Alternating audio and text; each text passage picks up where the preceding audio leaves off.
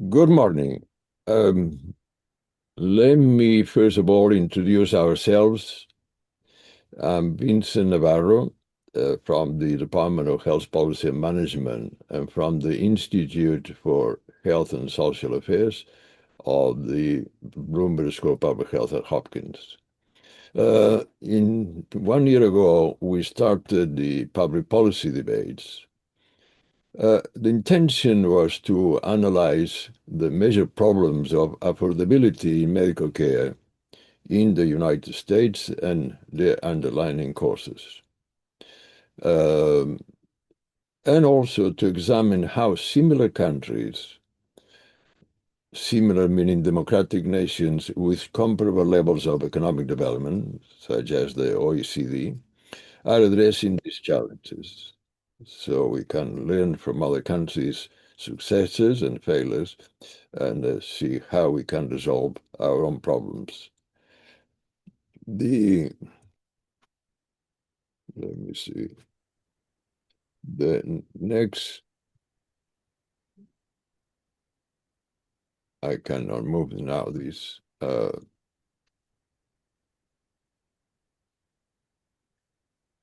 The first public policy debate was held in 2025, 1 year ago, and focused on the high prices of medicines in the United States and their impact on affordability. It also examined the international experience and how other countries have sought to address this problem. The second public policy debate starts now. It's being held today and will focus on how the commercialization of medical care affects its affordability. This year, we're also benefiting from the very valuable collaboration of the Center for Economic and Policy Research in Washington, D.C. Your representative, Dr. John Schmitt, has asked me to speak on his behalf. So we are both speaking, and he has asked me to do the talking to save time. Uh, the the Let's then, why we chose affordability of medical care in the United States. The answer is fairly easy, because data clearly shows the majority of the US population is profoundly dissatisfied with its inability to afford medical care. The evidence is just plain overwhelming. Among democratic countries with comparable level of economic development, the United States spends by far the most in medical care, both public and private. Yet, it also has the highest proportion of the population unavailable to fully or even partially access needed medical services. That is extremely dramatic situation, and how we spend so much and people have so many problems, they cannot afford medical care. Why? And a major cause of this problem is the growing commercialization of the medical care system. The most extreme expression of which is the expansion of the private equity in healthcare. The medical care industry has become one of the most profitable sectors in the country, and this reality is clearly affecting affordability. The United States is the country in which the commercialization of medical care is most extensive, and the data clearly demonstrates this. What is to be done then? And that is where looking at comparable countries that have achieved better affordability with lower expenditures.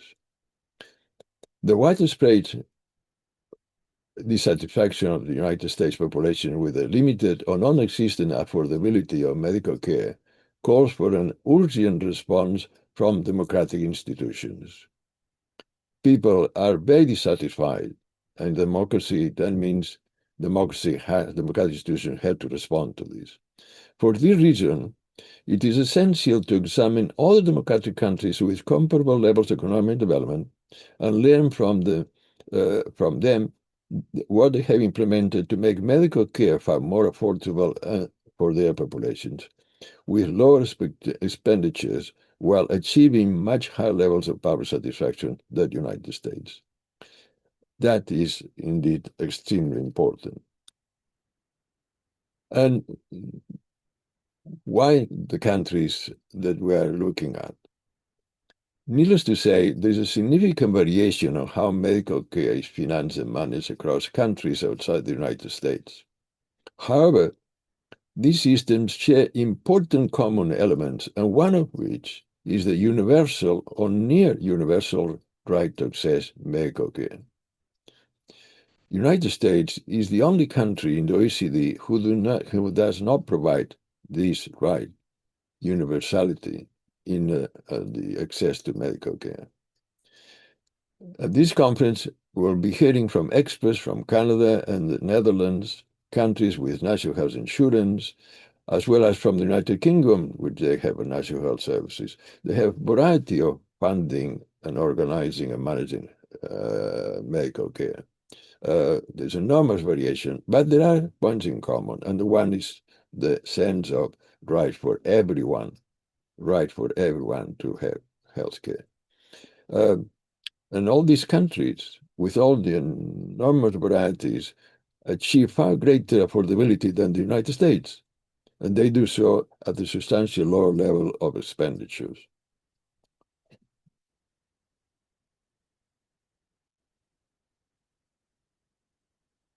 Our intention, however, is to open a debate, not only about the enormous problems of medical care affordability in the United States, of which its population is fully aware, but also on how to resolve them by learning from other countries similar to ours. From their experience, we might be able to help on that direction. How is the modus operandi of the conference? How it will work out? Well, the conference will have two major panels. The first will be focusing on the current situation in the United States by three leading scholars from the United States, followed by discussion, open and closed by the moderator of that panel. This will be the first panel focusing on the United States. The second panel will focus on the experience on Canada, the Netherlands, as well as the UK, presented by three internationally well-known scholars from these countries. They will present their own experience on how they have achieved their higher affordability with much lower level of expenditures. That is the critical element that we are interested in looking at. A discussion will follow, on which we'll be getting comments, questions, and so on.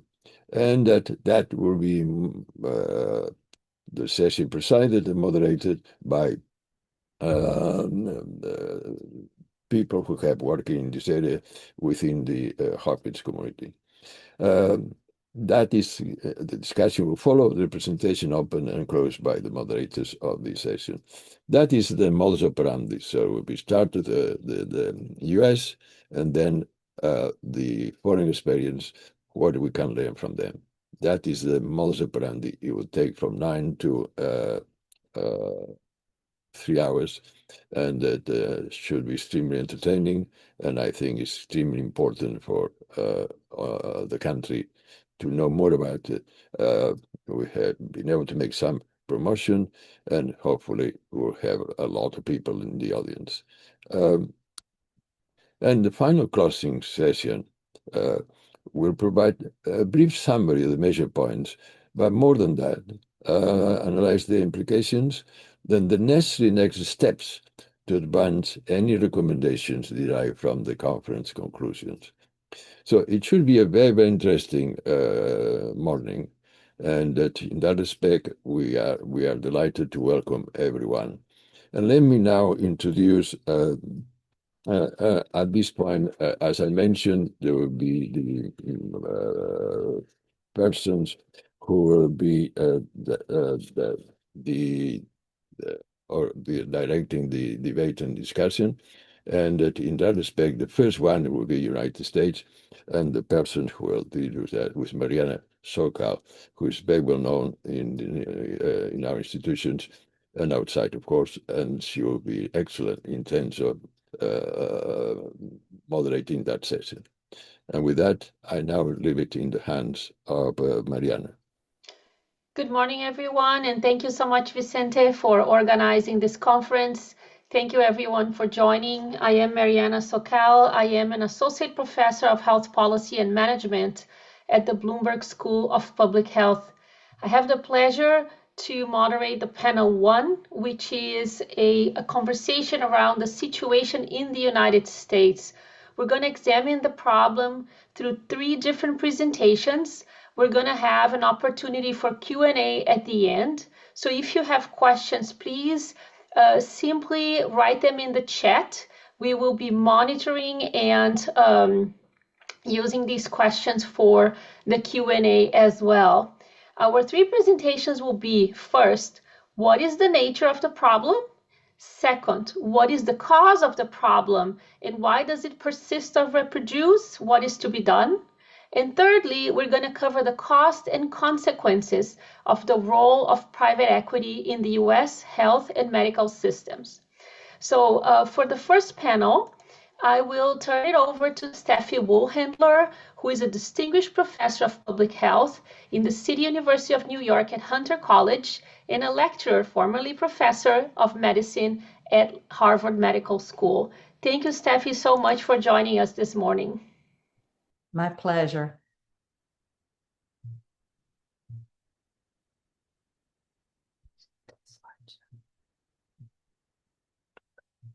Hi.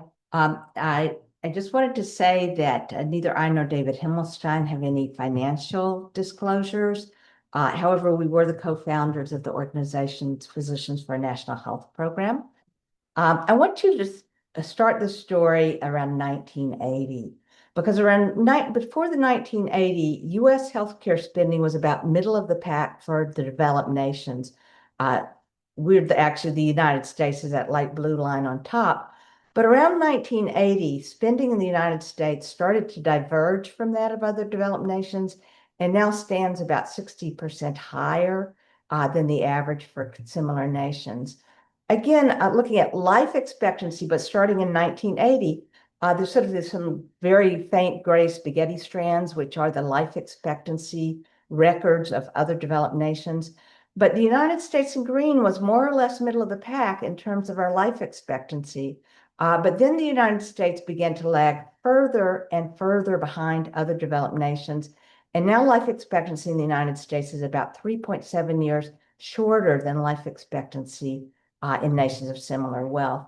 Just put in a more conventional way, life expectancy in the United States is only about 78.4 years. Spain, which has the highest life expectancy, at least in the Western world, is about 84 years. Situation's even worse for many of our minority populations. I've put other nations' average life expectancy at the top as a dotted line here, and only our very small Asian population actually outperforms other nations' average. For every other race and ethnic group, including Hispanic and white, you see much shorter life expectancy in the United States with extremely poor life expectancy for our Black and Native American populations. When we look at specific components of life expectancy, in this case, infant mortality, infant mortality is around twice as high as the record of the most successful nations on Earth in terms of lowering that infant mortality. Something very interesting, if we look, for instance, comparing U.S. infant mortality to that of Canada, and here I've actually divided the infant mortality rate in Canada into the infant mortality of the 5 different income quintiles in Canada. And as you would expect, the wealthiest quintile in Canada has much lower infant mortality than their poorest quintile. Yet even the poorest quintile in Canada has lower infant mortality than the U.S. average. Maternal mortality in the United States is a disgrace. It really towers above the maternal mortality elsewhere by 4, 5, 6-fold, relative to how pregnant women do in other countries. Now, some of this does relate to the use of medical care. Certainly, when we look at our minoritized population, in this case, white versus Black people, we do see that Black Americans get much less health care than white Americans. When you're counting outpatient doctor visits, it's a difference of about 3.5 visits per person per year. Now, we've had a tremendous growth in income inequality in the United States. If you look at that blue line at the top, that's the top income quintile, the wealthiest 20% who've just seen their incomes go up and up and up. But for the quintiles at the bottom, really those lines are looking pretty flat. That is no improvement in income in the poorer parts of the United States, the poorer population of the United States, but very rapid wealth growth and income growth in the upper quintiles. Here again, the United States looks much worse than the rest of the developed world. Here I'm showing the share of total income consumed by the top 1% of the population, the US towering above other developed nations. The US uniquely has a major problem in terms of having uninsured Americans. This is the actual numbers of uninsured Americans graphed over time. We did see a major improvement in uninsurance with the passage of Medicare and Medicaid in 1965 with a major drop. But here again, around 1980, you do see the number of uninsured Americans begin to climb and climb fairly steadily until the enactment of the Obamacare legislation in 2010. But even with the Obamacare legislation, our number of uninsured in the United States has hovered around 25 million, 28 million or so. We've never gotten below that rate, even with both Medicare, Medicaid, and the Affordable Care Act. Now, being uninsured does raise your death rates a little bit, but because we have so many uninsured people in the United States, we've calculated that in 2024, there were more than 35,000 deaths related directly to the consequences of being uninsured in the US. The lack of insurance relates to the shrinking role of private insurance in the US. At one point, 85% of the population had some form of private insurance. We're down to about 65% of the population today. And the situation would be much worse, except for the expansion of Medicaid, which has occurred rather steadily and then rapidly with the passage of the Obamacare legislation. But we're again seeing declines in the number of people covered with Medicaid, and we do anticipate large increases in the number of uninsured people. Medicaid is not a panacea. It's not a solution. It's second-rate insurance. To be honest, many doctors simply won't accept Medicaid. It's a lot better than nothing. But it doesn't buy you the kind of access to physicians or to even hospitals that you get with private insurance. So in Boston, where I practiced for many years, about 20% of all doctors refuse Medicaid. Not so bad. But in New York City, where I've practiced more recently, 72% of all physicians turn down Medicaid patients. So Medicaid does not really buy complete access. Now, many of you will be familiar with the fact that the US passed a new budget bill this summer, the so-called One Big Beautiful Bill Act, that's going to be cutting access to care, including Medicaid and the Affordable Care Act marketplaces, also a little bit for Medicare. And according to the CBO, there'll be at least 10 million people projected to become uninsured because of the provisions of that act. We've actually looked again at the number of deaths that would be expected from that magnitude of coverage losses and predict that it will be about 26,000 additional deaths annually due to the provisions of that new budget bill. Now, I want to just digress a little bit to the immigration situation in the United States. Obviously, the Trump administration is trying to throw immigrants out, to decrease immigration, which is actually going to worsen the problems of the US healthcare system, particularly financially, because immigrants' premiums and tax contributions into healthcare, their total contributions into healthcare, are actually quite substantial. And yet their use of healthcare is extremely low, particularly for our undocumented, undocumented immigrants, where the average undocumented immigrant contributes about $4,400 more in taxes and premiums that goes to the healthcare system than they actually receive out in terms of medical care. So that $4,400 per immigrant contribution into the healthcare system, net contribution into the healthcare system, is the reason why the healthcare system is still afloat, because the average American uses slightly more, average native-born American uses slightly more medical care than they actually pay for, about $270 per person per year. So the economic situation of the healthcare system is going to be worse. The healthcare system is going to be worse off as well because it relies on immigrants to provide jobs, particularly jobs in the long-term care sector, such as nursing homes and home care. And deporting these immigrants is going to cause serious labor shortages in these areas. Or as a demonstrator at a demonstration said, 2/3 of Trump's wives were immigrants, proving once again, we need immigrants to do jobs that Americans won't do. Now, we've talked about uninsurance, but underinsurance is also a problem. Having insurance that you cannot afford to use because of co-payments, deductibles, and uncovered services. The average American who gets their health insurance through employer-sponsored coverage has a family deductible of between $3,000 and $5,000 a year. Money you must take out of your pocket to pay when you get sick before your insurance pays a single penny. We do know that having to take money out of your pocket to pay for drugs is lethal. This is a quasi-experimental analysis of people who saw their drug copays go up by about 1/3.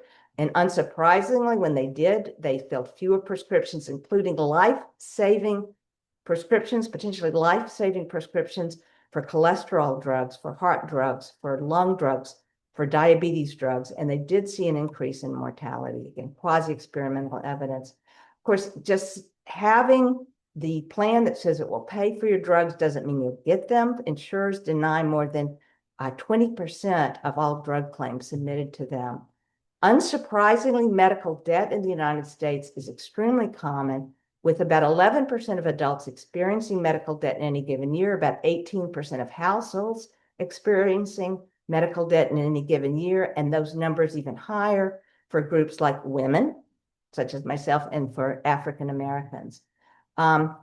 However, even these one-year figures are deceptive because most people aren't sick in any given year, but over time, most of us do at least occasionally get ill.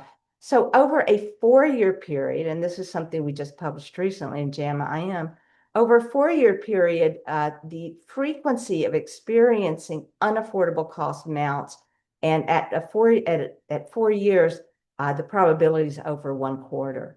So problems paying medical bills, even if you don't have them this year, you may eventually get them. Now, unsurprisingly, medical illness and medical bills are a leading cause of personal bankruptcy in the United States. This is some work we did with Elizabeth Warren. It's actually quite well known. It's now understood that the majority of personal bankruptcies in the United States are due, at least in part, to medical illness or medical bills. But this is a less well-known aspect of that study, which was the majority of people entering medical bankruptcy in the United States had health insurance, at least when they first got ill. Many of them had private insurance that they kept throughout the bankrupting illness, but were bankrupted anyway by gaps in their coverage like co-payments, deductibles, and uncovered services. So health insurance in the United States is a defective product. So what are we talking about now?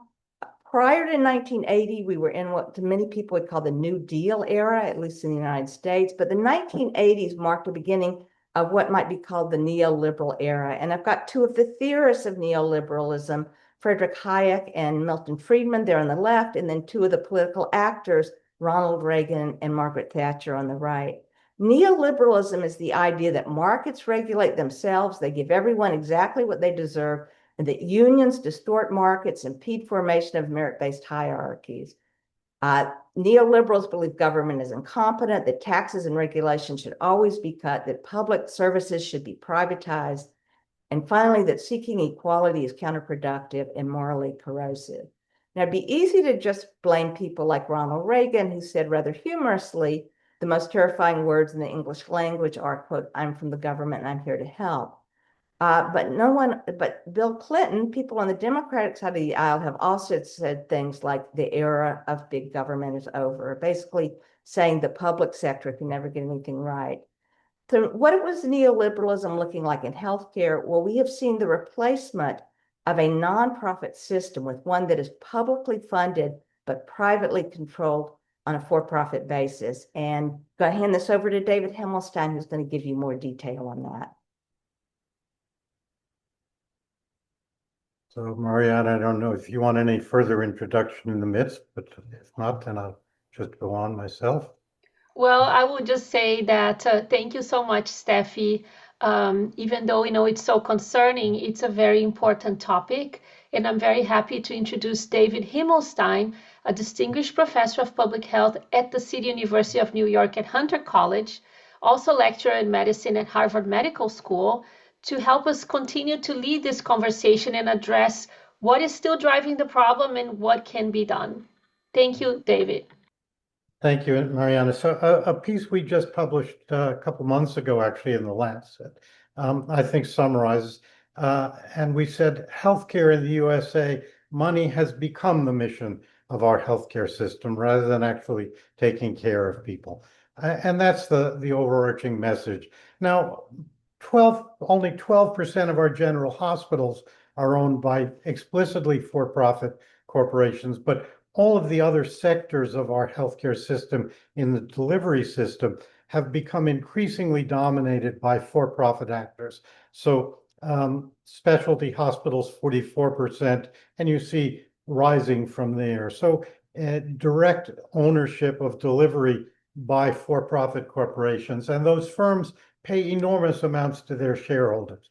So between 2001 and the next 2 decades, some $2.6 trillion flowed out of the healthcare system to shareholders, and that, of course, comes ultimately from our patients and our taxpayers' pockets. And the most profitable element in our healthcare system consistently has been our drug industry.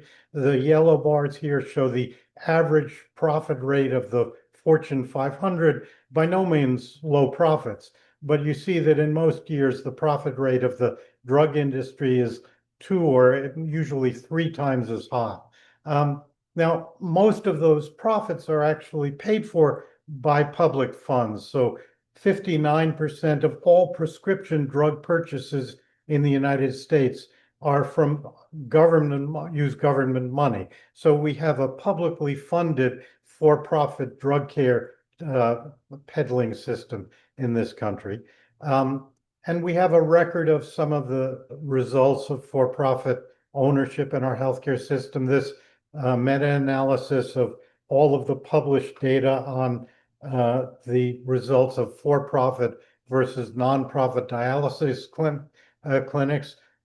Death rate 7% higher on average at for-profit compared to non-profit dialysis centers. And that means we kill about 3,800 patients each year by allowing for-profits to own the majority of our dialysis centers. At for-profit hospitals, we know that for-profits avoid unprofitable, even though they're vital services. So things like HIV care, substance use care, psychiatric outpatient care, hospice care, palliative care, those are not high profit items, and our for-profit hospitals try and avoid them.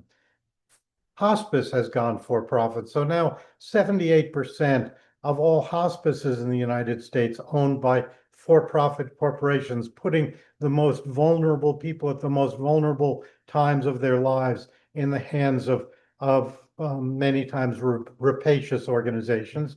And we know that for-profit hospices compared to nonprofits offer narrower range of services, employ less skilled staff. They choose patients needing less care and with longer life expectancy. Those are the profitable patients.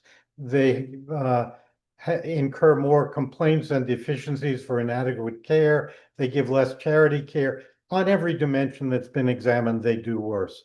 And our insurance system, now virtually all run by for-profit insurers outside of the Medicare and Medicaid program, 54% of private insurers' revenues come from public payers. So Medicare now subcontracts much of the Medicare program to private companies under the so-called Medicare Advantage program.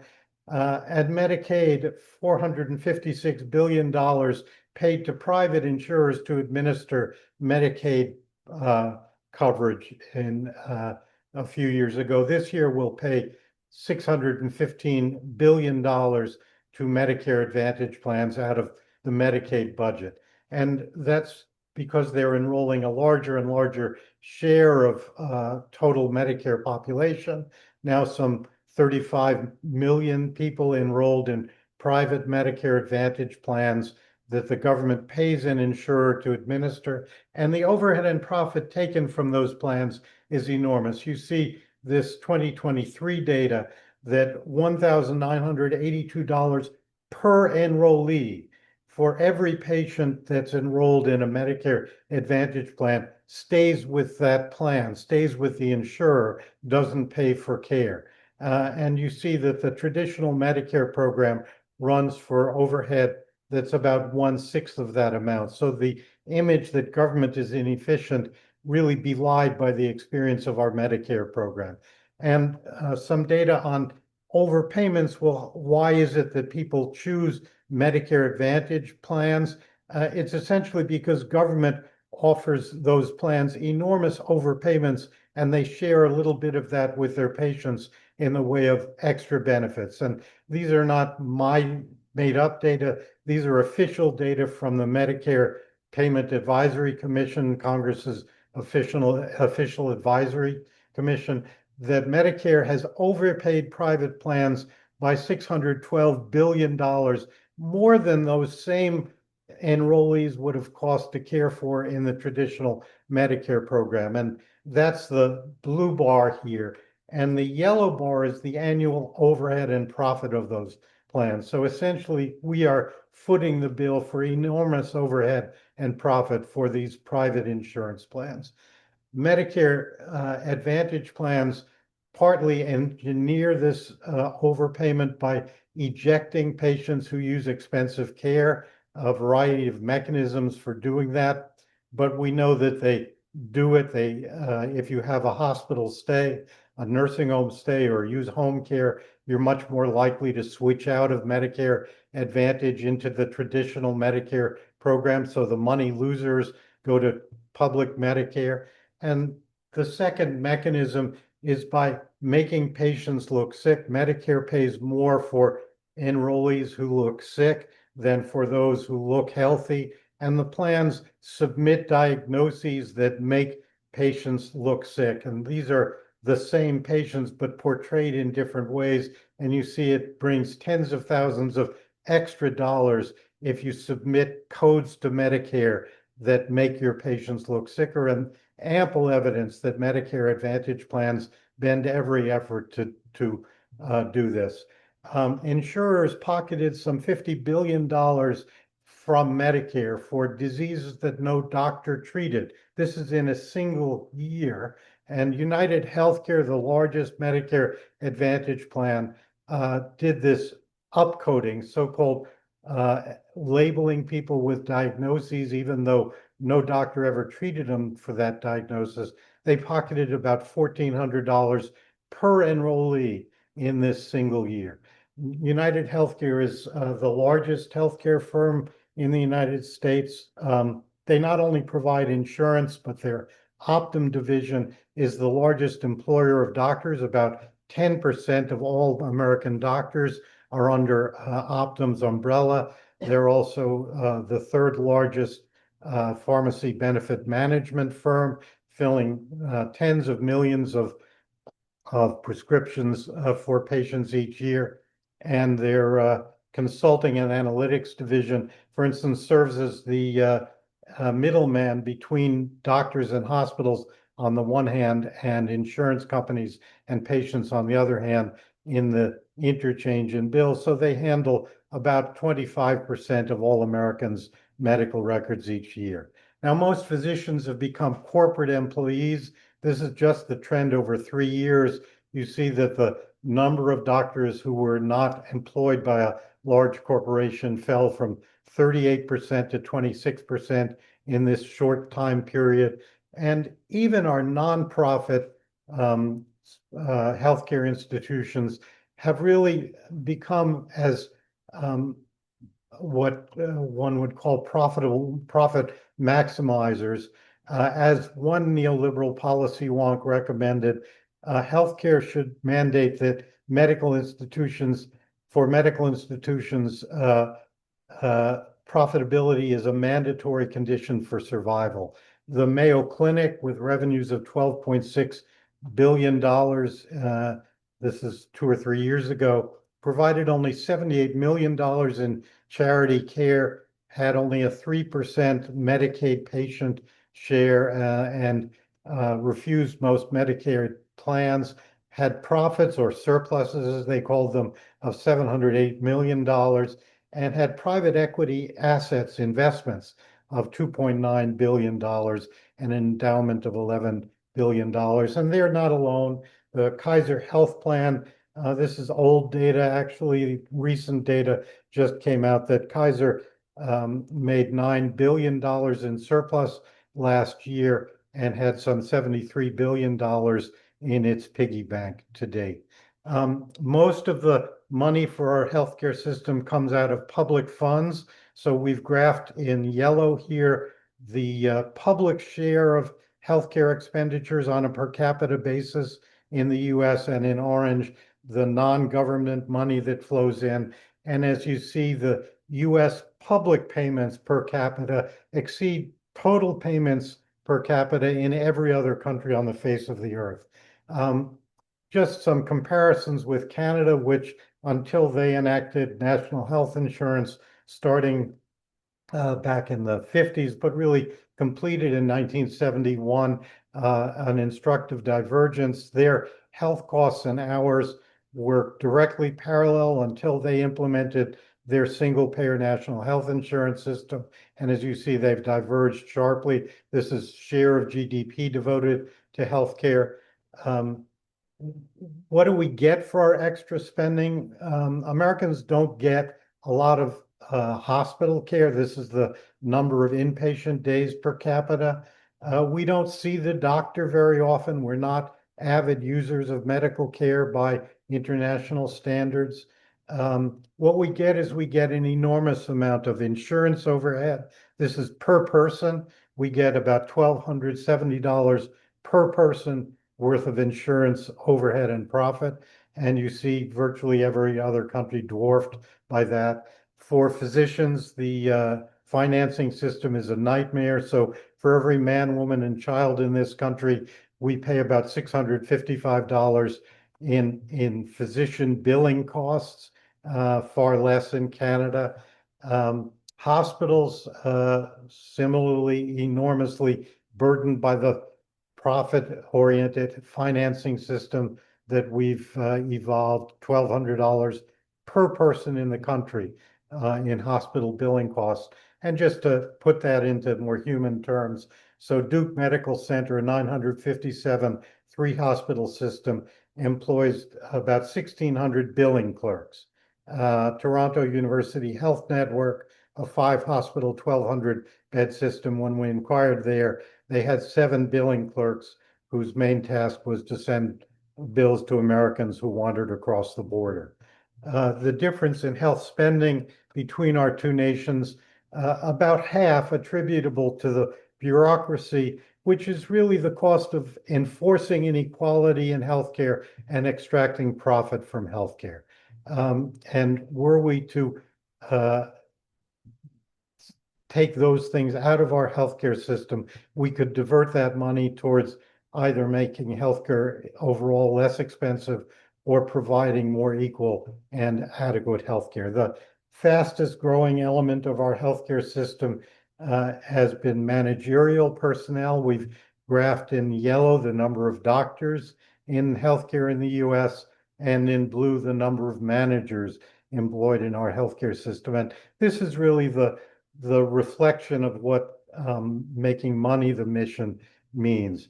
Now, we've said for long that Medicare for all is an essential reform of our healthcare system, so-called single-payer healthcare.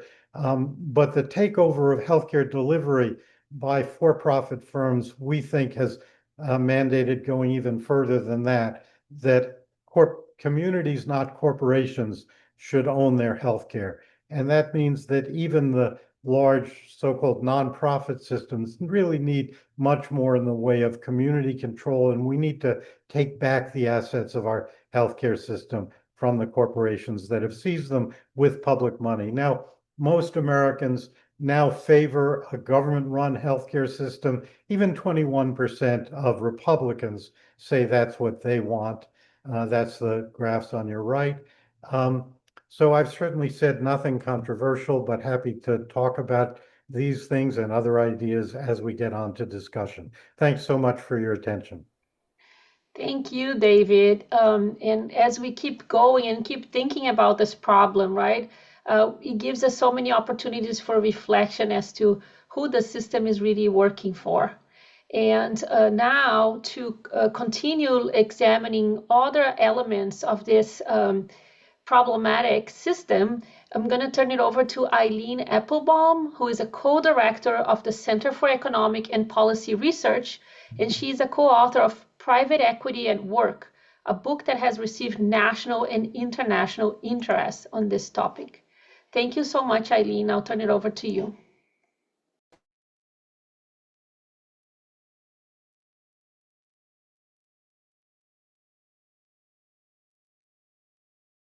Let me just remind you to unmute yourself, Eileen, please. Well, thank you everybody for attending this workshop. I hope you get a lot out of it. Following on the previous presentations, I'm going to focus mostly on private equity. But of course, as you've heard, financialization of healthcare is much broader than just private equity. And we have witnessed a shift from prioritizing patient care and public health to extracting resources that enrich investors, shareholders, and executives. And this has happened, as the previous speaker mentioned, in nonprofit organizations as well. They've adopted a profit maximizing calculus, and they consider the effect of patient care on the bottom line. Next. So how did this happen? Well, for the 20 years after the Second World War, from 1945 to 1965, construction of hospital facilities and nursing homes and other healthcare facilities was publicly financed. For the poorest communities, they received grants. And for communities that had some ability to raise revenue, they received government loans, fixed low rate interest rates, and were able to construct the hospitals that they needed. In 1945, 40% of all of the counties in the US lacked a hospital, and this shortage of hospitals was largely overcome in the following 20 years. But then in 1965, we had the introduction of Medicare, and Medicare basically included a method of financing, sort of financing healthcare construction that was very different, that exposed the nonprofit hospitals to the market. And what that method of financing was essentially a subsidy in which the government paid for what economists call the cost of capital, that is the interest payments and the depreciation, but it did not pay for the actual construction. For the actual construction of hospitals, hospital systems, healthcare systems had to go into the financial markets and borrow the money. Well, if you have to borrow the money, then you have to have a good credit rating. You have to be creditworthy so that people can believe if they lend you money, you will be able to repay it. And of course, the hospitals that served minority communities, Black communities, poor communities, immigrant communities, rural communities did not qualify for these loans. And their ability to invest in the latest technology, their ability to invest in the infrastructure, to build larger operating theaters as larger and larger equipment for care of patients became available was not there.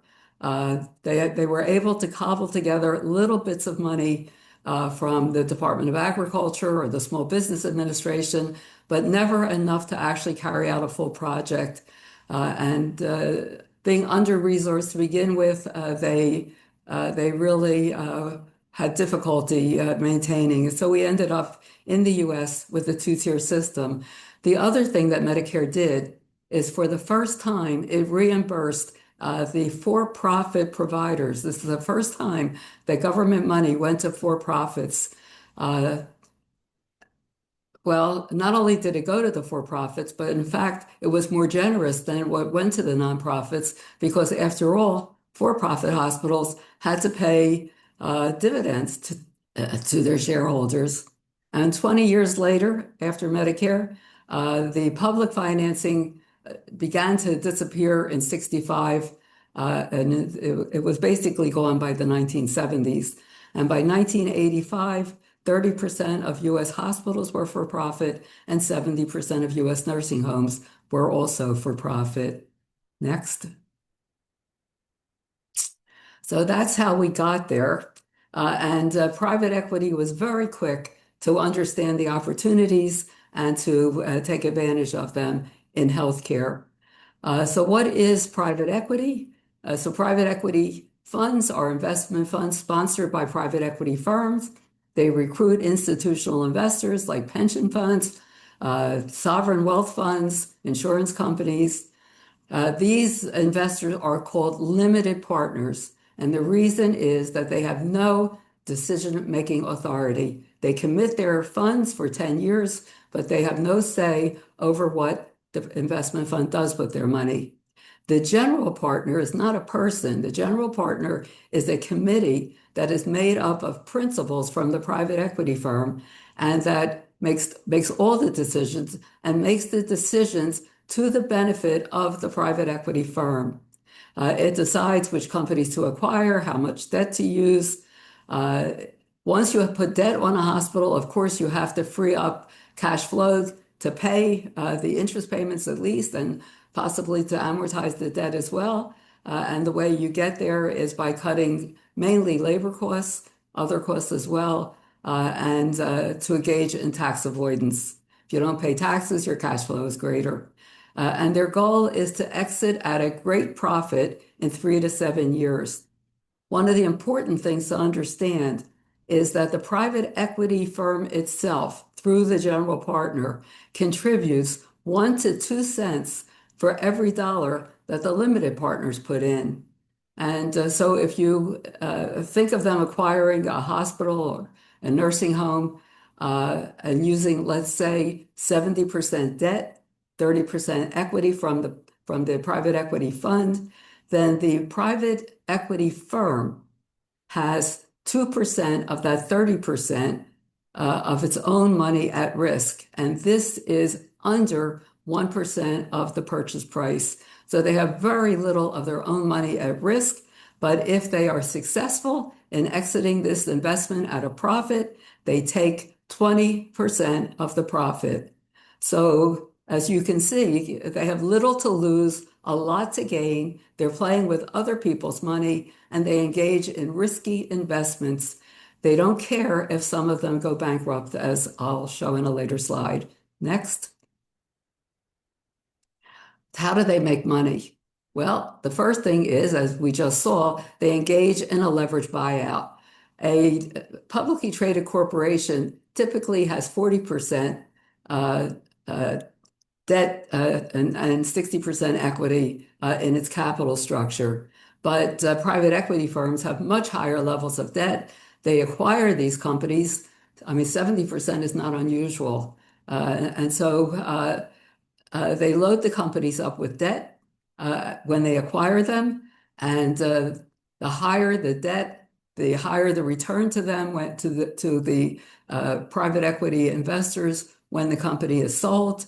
So debt magnifies the profit. Of course, it also magnifies losses if there are any. And then they load more debt on these companies. They call them dividend recapitalizations. Essentially, the private equity firm has named the board of the company, and it controls the decisions that the company makes, and the company will decide to go into capital markets, borrow more money, and use that money to pay out as dividends to the limited partners and the general partner in the private equity fund. The second thing that they do is they sell off any real estate, and they sell it to a real estate investment trust, a hidden figure in all of this. This is called a sale leaseback. And of course, many companies engage in sale leasebacks. They get the proceeds of the sale, they use it to invest in technology or whatever they think they need, and then they have to pay rent on the property they previously owned. In the case of private equity, the private equity partners pocket the proceeds of the sale, and what is left to the hospital is just the rent payments. So hospitals are now paying rent on buildings and other facilities that they previously owned. The private equity companies that are really driving what happens in the facilities that they own have a duty to their shareholders, not to the patient. They have no duty to the patient. Their duty is to the shareholders to maximize profit. And their goal is to exit at a very high profit in 3 to 7 years. And they are just engaged in extracting wealth. Next slide, please. So here you can see the rapid growth since the year 2000. Over that period of time, in the 25 years from 2000 to 2025, private equity companies have bought a total of 15,000 healthcare organizations worth $1.5 trillion. Next. So for-profit hospitals are still the minority, as David pointed out earlier. Private equity owns 30% of those hospitals. So it's often said, well, how could private equity have any effect on hospital prices or what goes on in hospitals? They own such a small share. But what you can see in this map is that they are highly concentrated in particular areas. No, they don't own hospitals all over the country. But they are concentrated around Los Angeles, in North Carolina, in Texas, in places with lax enforcement of oversight of their operations. And they have a huge effect in those areas. Next. They've also gotten into physicians' practices, as you can see here, huge increase in the share of dermatology practices that they own and many other practices. Next. So what we see is this consolidation in particular areas is what gives them market power. And they use this market power in two ways. The first thing is that they raise the prices of procedures that are charged to hospitals. They get higher reimbursement rates for commercial insurance. Of course, Medicaid and Medicare dictate prices, but elsewhere in the healthcare system, they raise the prices. And the evidence that they have raised prices is overwhelming by this point. There are many, many articles that show the increase in prices. They also own staffing firms. As you saw, most doctors now are owned by corporate enterprises, and a third of them, private equity staffing firms are able to staff a third of emergency rooms and raise the cost of emergency services. The doctors in private practice, we also see that the prices for their services have increased. And revenue cycle management, you would usually think of those as bill collectors. They come after patients really aggressively and have greatly increased the cost to patients and the medical debt and the bankruptcy of patients. Next. So what we learned is these leverage buyouts where you load so much debt onto the hospitals is a major cause of their going bankrupt, they have to pay the debt down. In Stewart, the numbers don't quite add up, and that's because the Cerberus Capital, which bought the Stewart system, also acquired or agreed to pay the unpaid liabilities in the workers' pension fund. In addition, they did this dividend recapitalization. They had the Stewart hospitals borrow a lot of money. Some of it was used to retire some of the debt, but $790 million was paid out to the limited partners and the private equity firm in 2018. They sold much of the hospital. So the way it works is that the Real Estate Investment Trust, in this case, Medical Properties Trust, joined together with Stewart to buy other hospitals. Stewart would buy a hospital, and Medical Properties Trust on the same day would buy the real estate. And the real estate, surprisingly, was valued at about 80 to 90% of the sale price of the hospital system, leaving the operating hospitals worth very little. And the reason is if you're a real estate investment trust, you recognize that hospitals can go bankrupt, but the land will always be there. And so they value the real estate very highly. And this allowed Stewart to expand. It had 31 hospitals at the time that it went bankrupt. It sold much of the real estate of those hospitals, again, to MPT for $1.25 billion. I won't tell the story of Prospect. It's pretty much the same. The private equity companies pocket the proceeds, and the hospitals are stuck with high rent payments. And this weakens the hospitals financially. Stewart went bankrupt in 2024, Prospect in January of 2025. Next. Next slide. So what are the effects of these bankruptcies? Well, in the year or two before the bankruptcy, the hospitals are already in serious financial trouble. They cut staff, they allow facilities to deteriorate. The vendors go unpaid, and sometimes the vendors will repossess the equipment that has not been paid for. And we had a horrible situation at Stewart Hospital in which a young woman gives birth to a baby. She's healthy when she comes in. The baby is healthy. She experiences internal bleeding that could have been ended with a particular device, but the vendor had repossessed that device, and the young mother died of the internal bleeding. At Prospect Hospital, the only trauma center in the entire area, it was one of the bankrupt hospitals and went under. And this has imposed tremendous costs.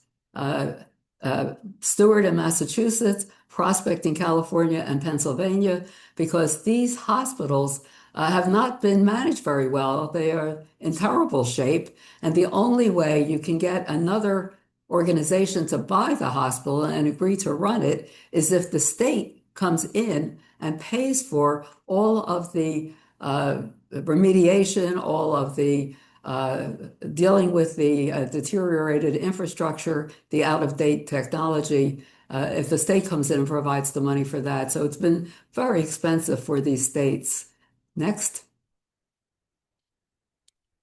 So here what we're doing is looking at patient outcomes in private equity-owned facilities compared to other for-profit. David compared the for-profits to the nonprofits, and you saw how much worse it was.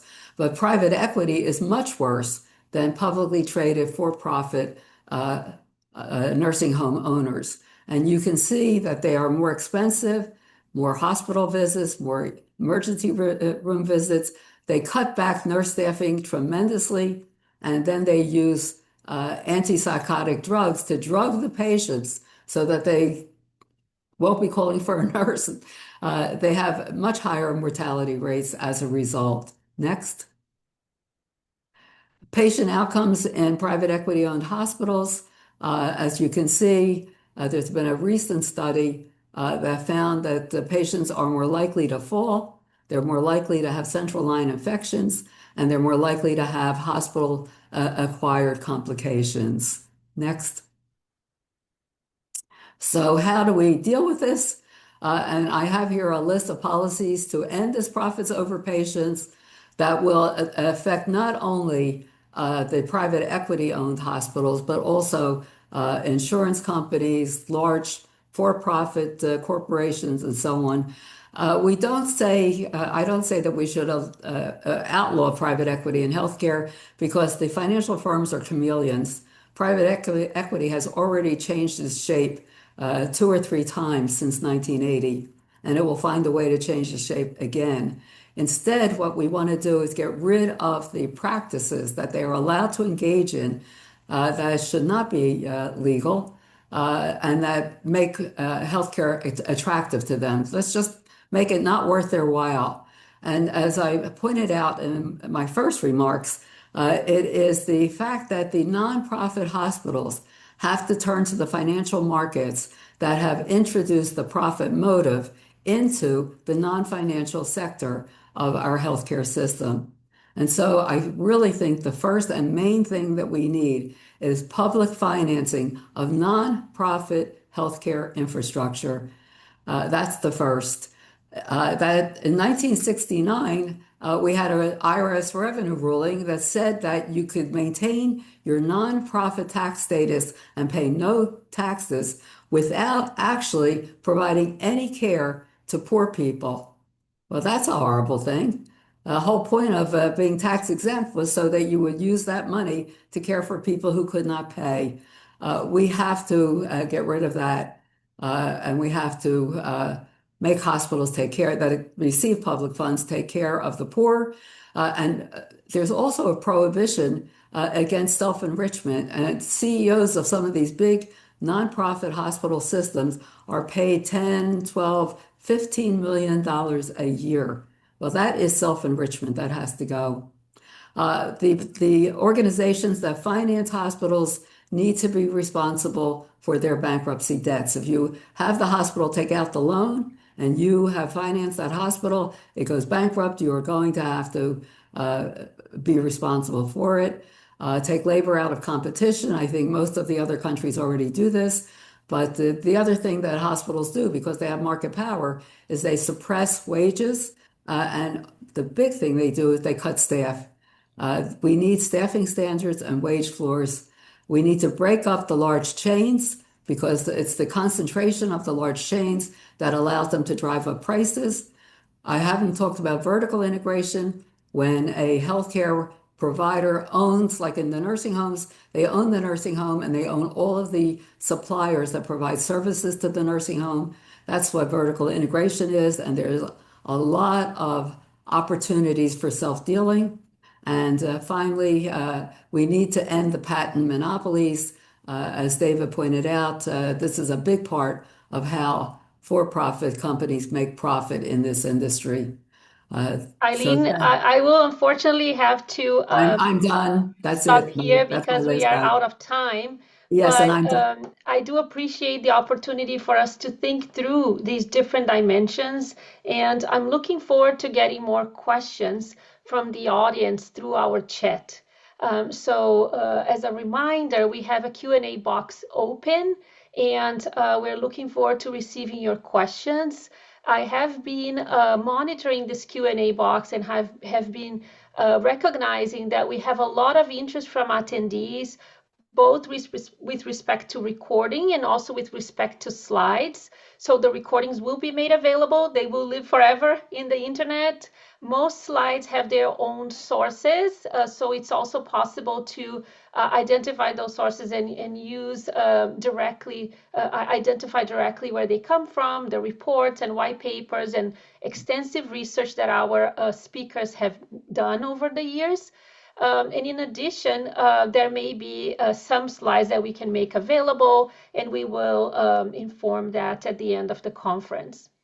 As we open the floor for questions, what I would like to say, again, as a thank you for our speakers, Thank you for identifying these multiple dimensions. And I would like to make one reminder for the participants that acknowledging that we talk a lot about the problems right now and some possible solutions, but the next panel will revisit these problems and consider how other countries are tackling some of these difficult issues.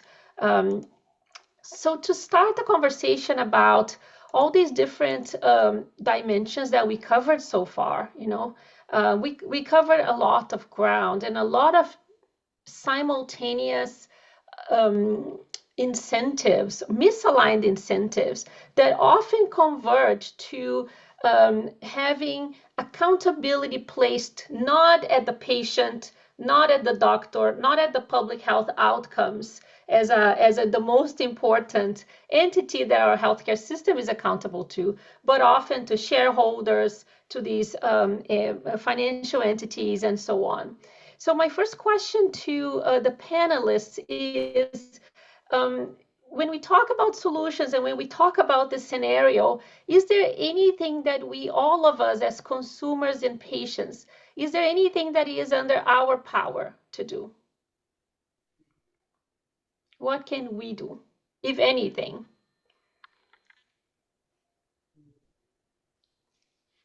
Well, I do think that there's substantial evidence that quality is better at nonprofit institutions than for-profit ones. It's not a huge amount better, but it is a little bit better, and that evidence has been rather consistent.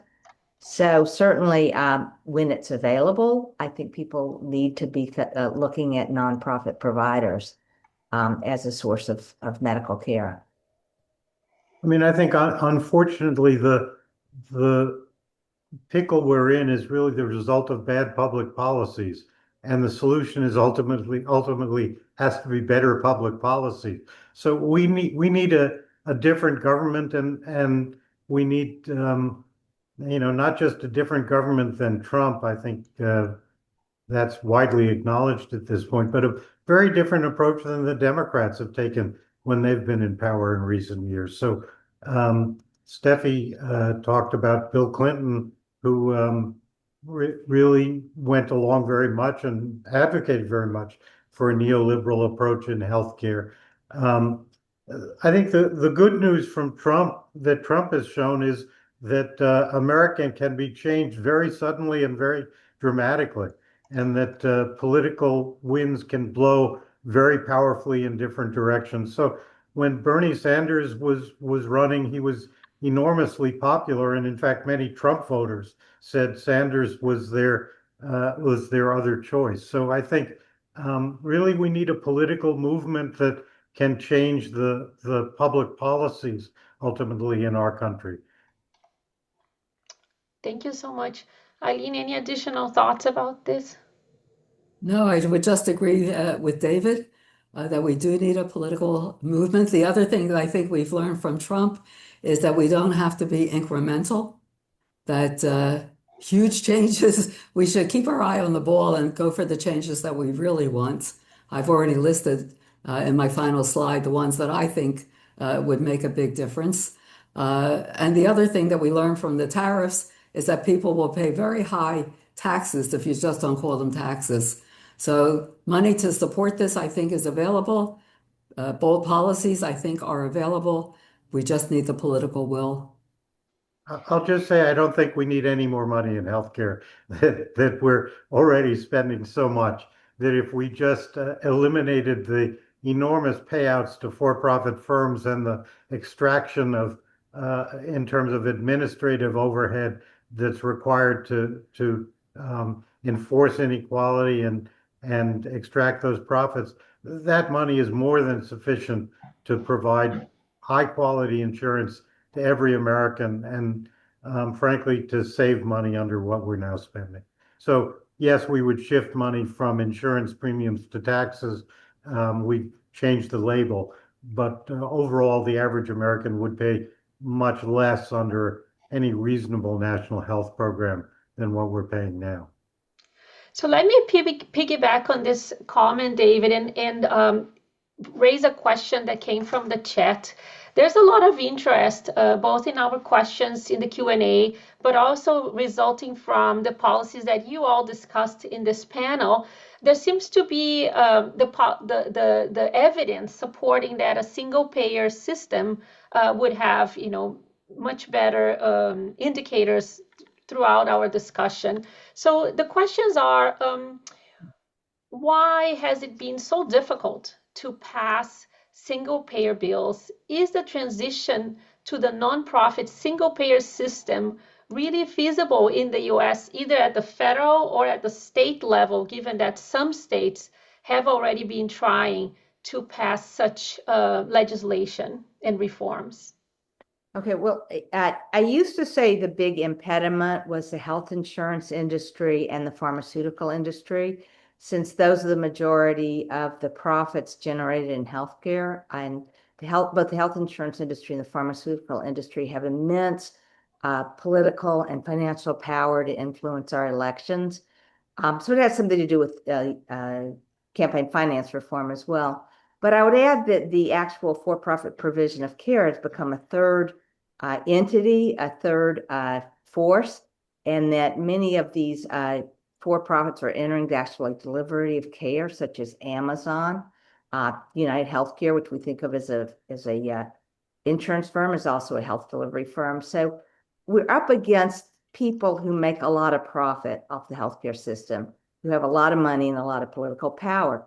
However, we do still live in a democracy, and in fact, the voters and people who actually work in the healthcare system also have political power.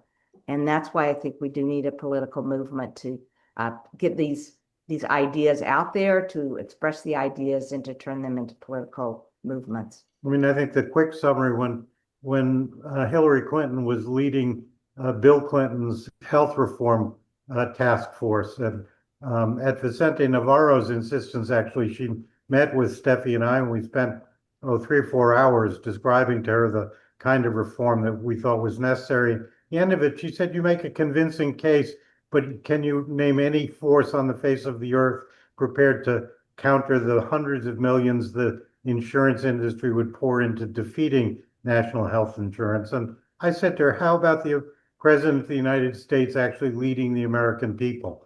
And she said, "Tell me something real." So that's the kind of cynicism that our political leadership from the Democratic Party has had.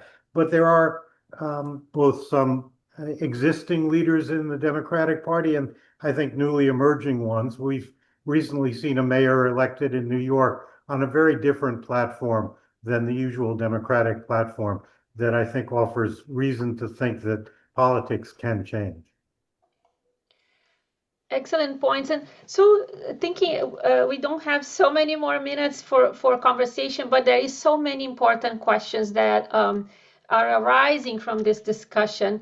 A lot to do with how difficult it is for hospitals and how they demonstrate poor business management, but also this idea about ownership of providers, right? So we have problems at the payment level, right, at the insurance level, but also the many issues that you all pointed out to ownership of service provision. And part of my own research just resonating with that, when we look at charity hospitals, we found that most of the tax benefits that supported charity hospitals were from local and state governments. So it's really about what are the possibilities of reform when it comes to ownership?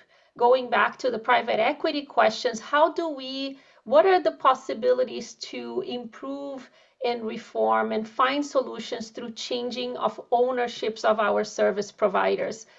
Specifically thinking about vertical integration and the possibility of moving towards more public provision. Is that possible? What are the initiatives that we could consider in this space?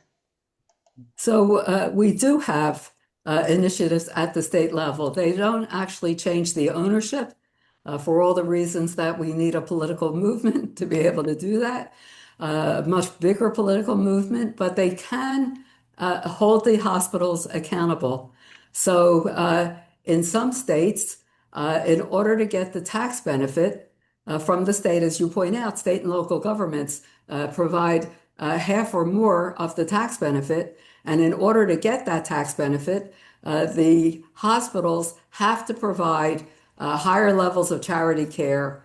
There are many other things that they have to do in order to actually receive the state benefit.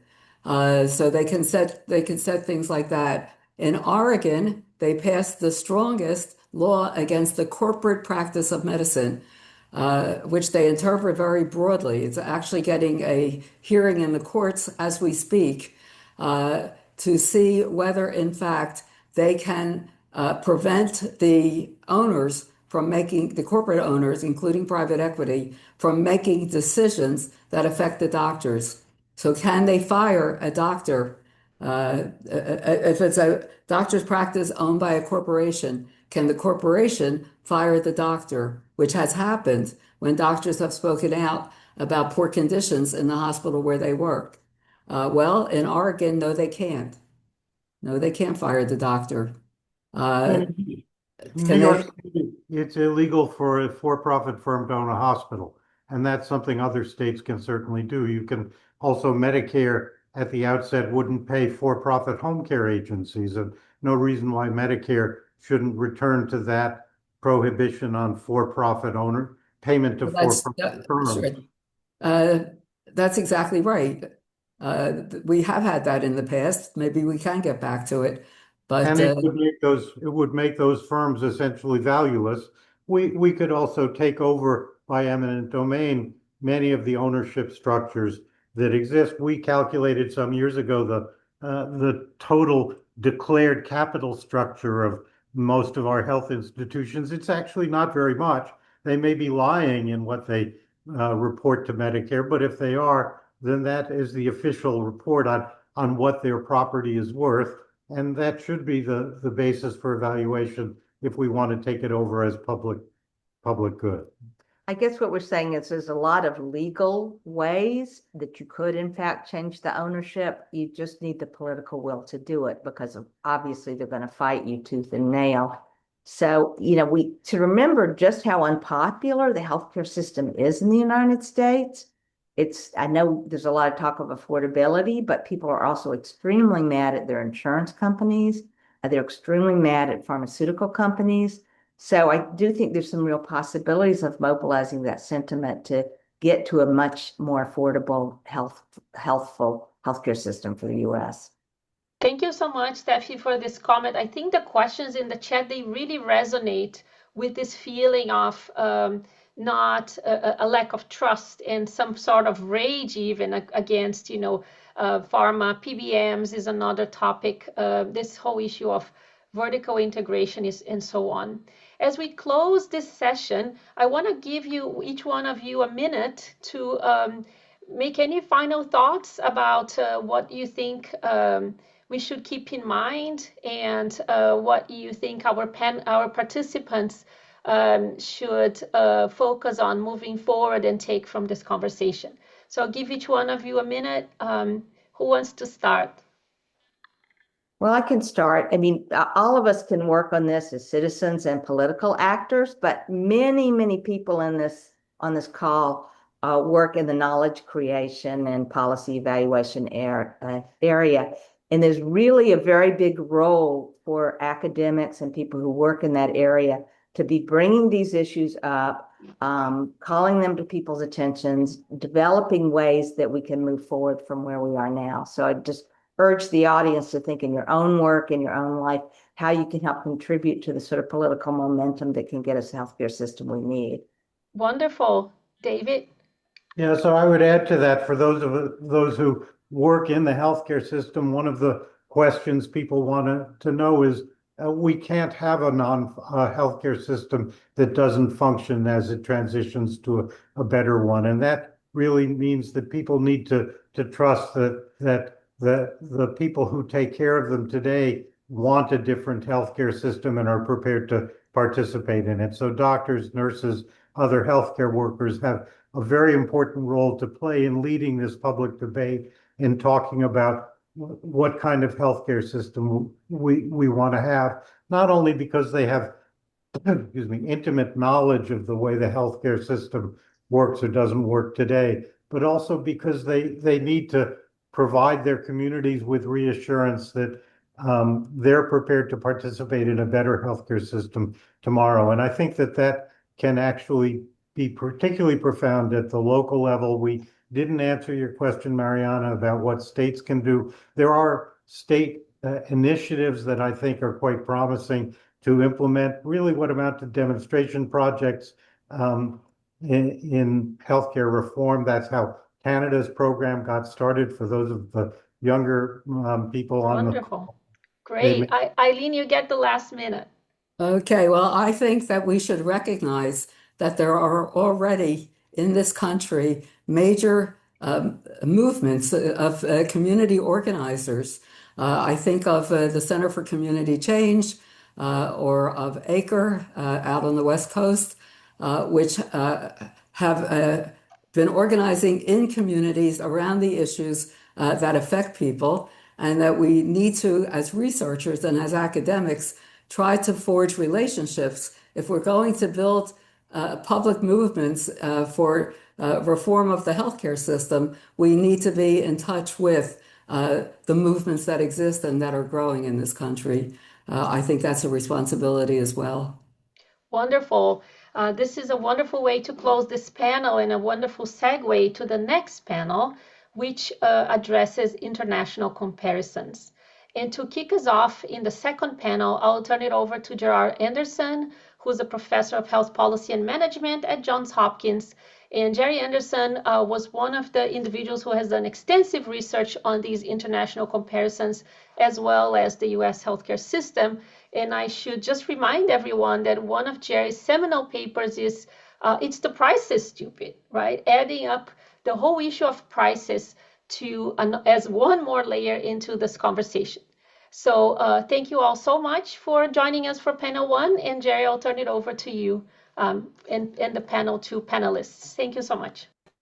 Thank you, Mariana. Mariana is about to testify in Congress tomorrow. So we've got her today and Congress has her tomorrow. She's exceedingly a busy person. So I arrived at Johns Hopkins in 1983, and there was already somebody at Johns Hopkins who was a major institution at Johns Hopkins, and that was Vicente Navarro. And Vicente has been around for essentially all of my professional life, and he has been the person who has always said, this is the way that systems should operate. They don't always operate the way we want them to, but he has always had that sort of North Star in the way to make it. Happy to talk about the international comparisons today. As some of you might know, I've devoted a lot of my professional life to making hospital and physician services more affordable and lowering the price of things like prescription drugs. I also am very pleased that they don't grant tenure at Hopkins on the basis of an ability to lowering healthcare costs. As I begin to look at ideas for how to lower healthcare costs in the United States, I saw information from Europe and Canada, and Steffie and David did a great job of talking about that data. We were seeing that they were spending half as much as the US and had better outcomes. And so I started writing a series of papers in health affairs funded by the Commonwealth Fund with Uwe Reinhardt and some of my doctoral students on international pricing. And as Mariana suggested, one of the most famous ones was probably based upon the title, It's the Price is Stupid, Why the US Spends So Much More Than Other Industrialized Countries. We saw, as David and Steffie showed, the U.S. has fewer hospitals, fewer hospital beds, fewer hospital days per capita than most European countries, and fewer physicians, fewer physician visits per capita than most European countries, but at the same time pays 3 times more for the same drugs, same hospital visits, same physician visits. So We're not getting more services. We're simply paying much higher prices for the same services.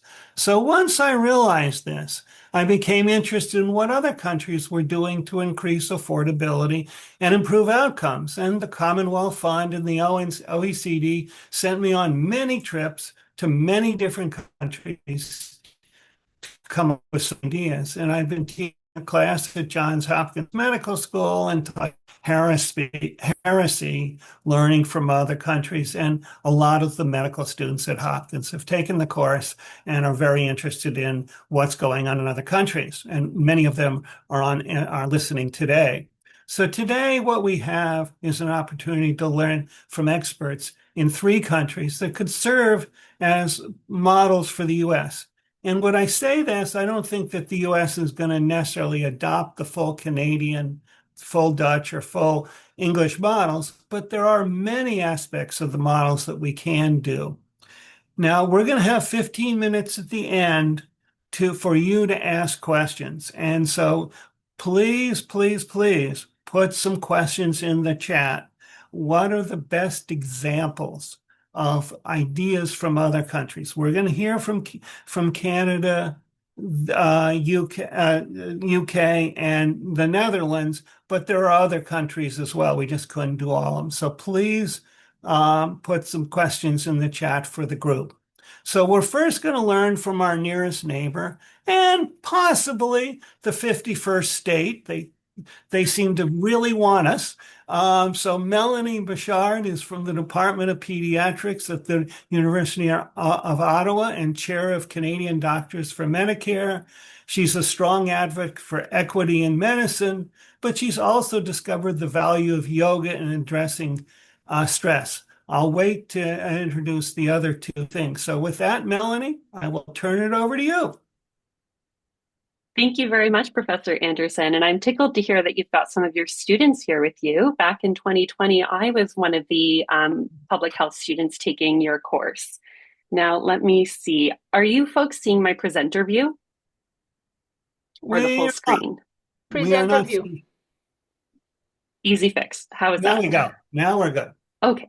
Wonderful. Thank you so much for having me. Again, it's such a treat to be here with some of my teachers and also some health policy giants whom I've looked up to over the years. So I'm going to talk about my favorite topic, Canada's healthcare system.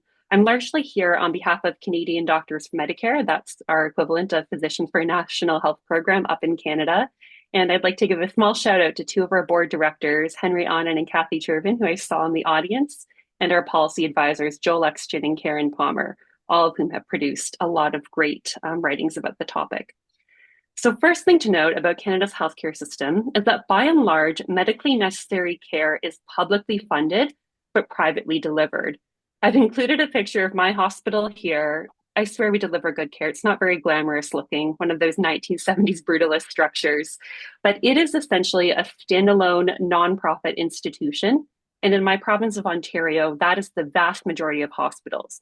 So as much as Canada is often held up as having a nationalized healthcare system, I do think that's a bit of a myth because I am not a government employee. I do not work in a government institution. I'm essentially an independent contractor. However, pretty much 100% of what I make is through public funding, through government fees, or the medically necessary care.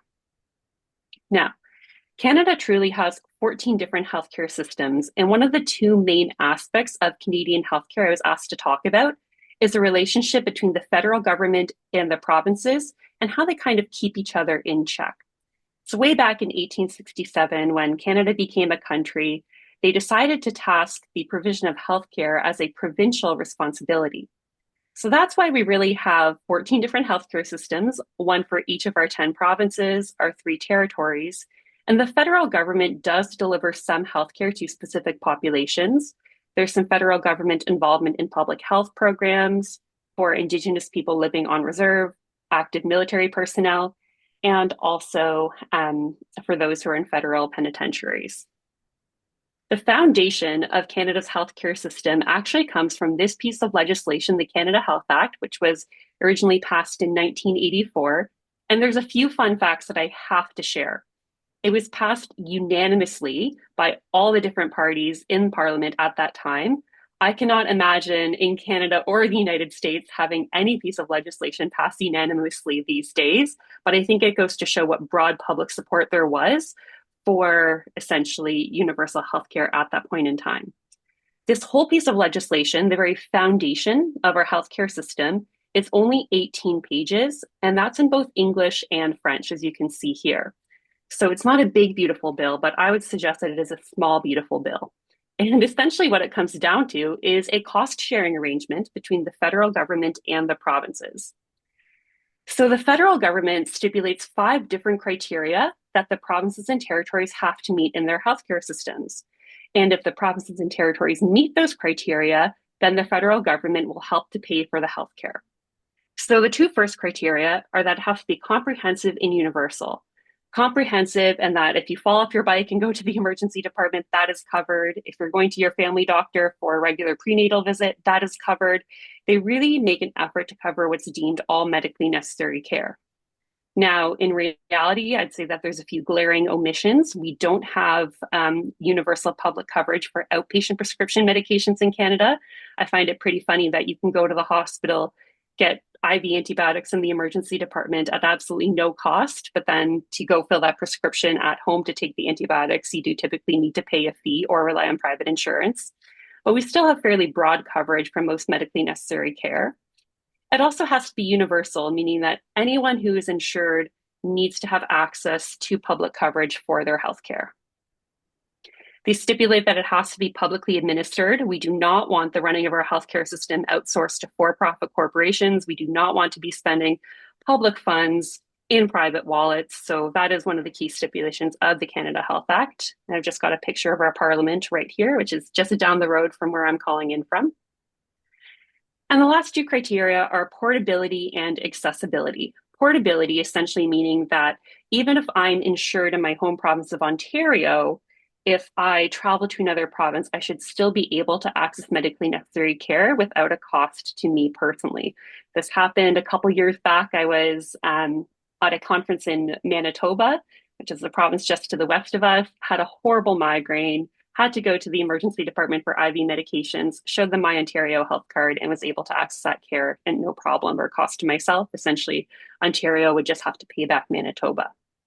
We also stipulate that healthcare has to be accessible, which basically means that they cannot impede or preclude through charges or other means reasonable access to healthcare. What is reasonable access, I think, is very difficult to define. This is a rare picture of one of the halls in our emergency department where we don't have anyone sitting in these chairs. We do know that partly through the accessibility of Canadian healthcare, we do end up with wait times. I don't think there's any country in the world that doesn't have wait times for healthcare. But that, I think, is something that concerns many Canadians. And of course, we're working in various ways to address. Now, how does this cost sharing work? So essentially right now, the provinces and territories pay about 80% of healthcare costs. Federal government pays about 20%. That varies widely depending on the specific province or territory. And the way it works is through Canada Health transfers. So essentially, the federal government verifies that the provinces and territories have been holding up their end of the bargain and then transfers over money for the provision of healthcare. If the principles are violated, there can be deductions made from those transfers. So that kind of shows a little bit about how the federal government can help keep the provinces and territories in check when it comes to healthcare in Canada. The second aspect of Canadian healthcare that I was asked to speak about is something that I think is surprising for many folks outside of Canada. In our country, it is actually illegal to charge for insured health services. I put an asterisk there because there's a lot of stipulations and caveats. We do have the ability in all provinces outside of Ontario for physicians to opt out of the public healthcare system, meaning that they can charge whatever the market will bear. Not many physicians outside of Quebec end up doing that, because there simply isn't much of a market for physicians to charge patients more for care when they could go down the road and get it for free from another physician. So yes, there is a possibility to have private pay healthcare for essential or insured services in Canada. Right now, it's not very common. However, there is a movement that I'm happy to speak about if anyone has questions on it later, to overturn some of these protections. So the Canada Health Act regulations have stipulated that patients cannot be charged extra billing or user fees, meaning that I, as a physician, have to accept the payment that I get as a government for my services. I cannot add in an extra $10 because I think I did a really great job or whatnot. We also cannot charge user fees. So my hospital is not able to charge, an administrative or service fee on top of what the government will pay for the medically necessary care. And this is all tracked from Health Canada. This is a government agency that essentially investigates any claims that patients are being charged for care. So if physicians or hospitals are charging patients for care, I did say it is illegal, but it does not mean that they necessarily end up in prison. Essentially, the Canada Health Act helps to investigate this and creates a list of how much provinces and territories charged people for healthcare, and then withdraws that amount from their federal deductions. So the provinces and territories have a financial incentive to make sure that patients are not charged directly for care. And I do like to think that a lot of these provisions have helped limit the spread of commercialization in Canada. This is far from a perfect system, of course. We still do see a slow creep of private equity in Canada. Because our prices are set so strictly, I think it is harder for for-profit corporations and private equity to make a profit compared to some other countries. Yet we still do see that they are making their best efforts. There is a network of about 56 private for-profit surgical centers that are owned by private equity firms in Canada. Some of the issues that we're hearing in the United States, unfortunately, are also very present here. And as mentioned, Canada, like all countries, does have to deal with wait times. One of the great things about our system is that the wait times tend not to be influenced by your socioeconomic status. If you are insured, you go into the same queue as everyone else. And I think this has been a core Canadian value for a long period of time. However, especially in the wake of the pandemic, especially as we see longer wait times, I think some people are starting to question this and wondering, well, if I've got extra money in my pocket, why can't I pay to get to the head of the line? And at Canadian Doctors for Medicare, we've had to do a lot of education and really highlight that this is a zero-sum game. If I'm paying for faster medical care, that essentially means that I'm taking the nurses and doctors and resources who are serving the public system to serve me faster instead. So it doesn't really shorten the wait list, it just rearranges it. And this here is a rare but not unseen photo of our hospital waiting room, which is currently empty. So I do have to admit, as a physician who practices within Canada, I like to refer to this as my office. It's a photo of a resuscitation room. There's tarps up because I snapped them during the pandemic. I should probably get some updated photos. I do really appreciate the simplicity of our system. I feel extraordinarily grateful that I have never in my life had to get on the phone with an insurance company and argue for a child to receive payment for what I deem to be medically necessary care. I do feel as though our system allows physicians to be making medical decisions rather than payers and insurers by and large. Of course, it is nearly impossible to discuss all the ins and outs of a healthcare system in less than 15 minutes, but I do have some suggestions for resources and further reading. Dr. Danielle Martin is a family physician in Toronto who wrote a book, Better Now, about the Canadian healthcare system that highlights many of its strengths and also suggests many simple but elegant ways to improve our system. I think it's well worth the read. Again, she is the founder of Canadian Doctors for Medicare, and as of last week was just elected to our federal parliament, which is basically like becoming a congressman or congresswoman. So very excited to see Dr. Martin hopefully continue to make positive change in our system. And there's a great summary of Canada's healthcare system that was published in the Lancet, and a nice, dispassionate, boring government website summary as well, too, for anyone who would like to learn more. Again, I do think that most Canadians are fairly proud of our system and grateful for it. We do have broad accessibility. We have seen, especially in the past year, very significant movements, specifically from the province of Alberta, to privatize our system and move towards more of a two-tiered model. So there is legislation that was introduced in the fall to essentially allow for dual practice, which would mean instead of opting out of the public system, physicians could simultaneously work in both the public and private systems, which would allow for much more of a business case and probably pull a lot more physicians to private paid care. So if anyone wants to hear a little bit more about some of the challenges we're facing and what we're trying to do to not only improve our system, because obviously there's improvements to be made, but to defend all the progress that has been made in recent decades. Please do let me know. Happy to discuss in the chat. Thank you very much for having me present. Melanie, thank you for being a great student, and thank you for being a great professor and a great advocate. Really appreciate that presentation. What I then want to do is turn over to Patrick, who's a professor at Radboud University Medical School and science officer for the Dutch Ministry of Health. He has extensive knowledge of for-profit healthcare in Europe and the United States. One of his most cited studies compares administrative costs in the US and other industrialized countries. And another one is a very highly cited study on the role of for-profit hospitals. With that, David, Patrick, I will send it over to you. Okay, thank you. I think you see my slides, huh? We can see a lot of slides. You're not in presentation. Yeah. So you're not in presentation mode yet. Okay, but now you do see my. No, well, we can see them, but we see all the ones that are coming up. Okay, all right. Is that? So you need to go to slideshow. Yeah.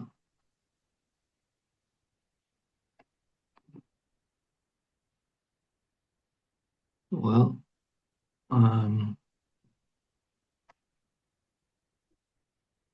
okay, I can see it that quickly, and the reason is that I always use Teams, never Zoom. Is the big problem? No, I think we can see it. It's just okay. We'll just have to look very closely. Yeah. Okay. Well, nice. Thank you for inviting me. Happy to be here. Yeah. So I have a keen interest in for-profit healthcare, and now, of course, private equity, which is kind of for-profit healthcare on steroids, right? As we have seen, is kind of the talk in town. And I also have this interest in healthcare reforms, and I will say briefly some things about the Dutch healthcare system. Yeah, so the thing is, I'm not going to go into detail, but the system dates from 2006. It's about managed competition. It's basically the heydays of, bringing the market into healthcare. 15 years after the fall of the wall in Germany. So everybody has the idea that markets should fix it, and then we have our system, and it's so pretty much theoretically stratified on those ideas.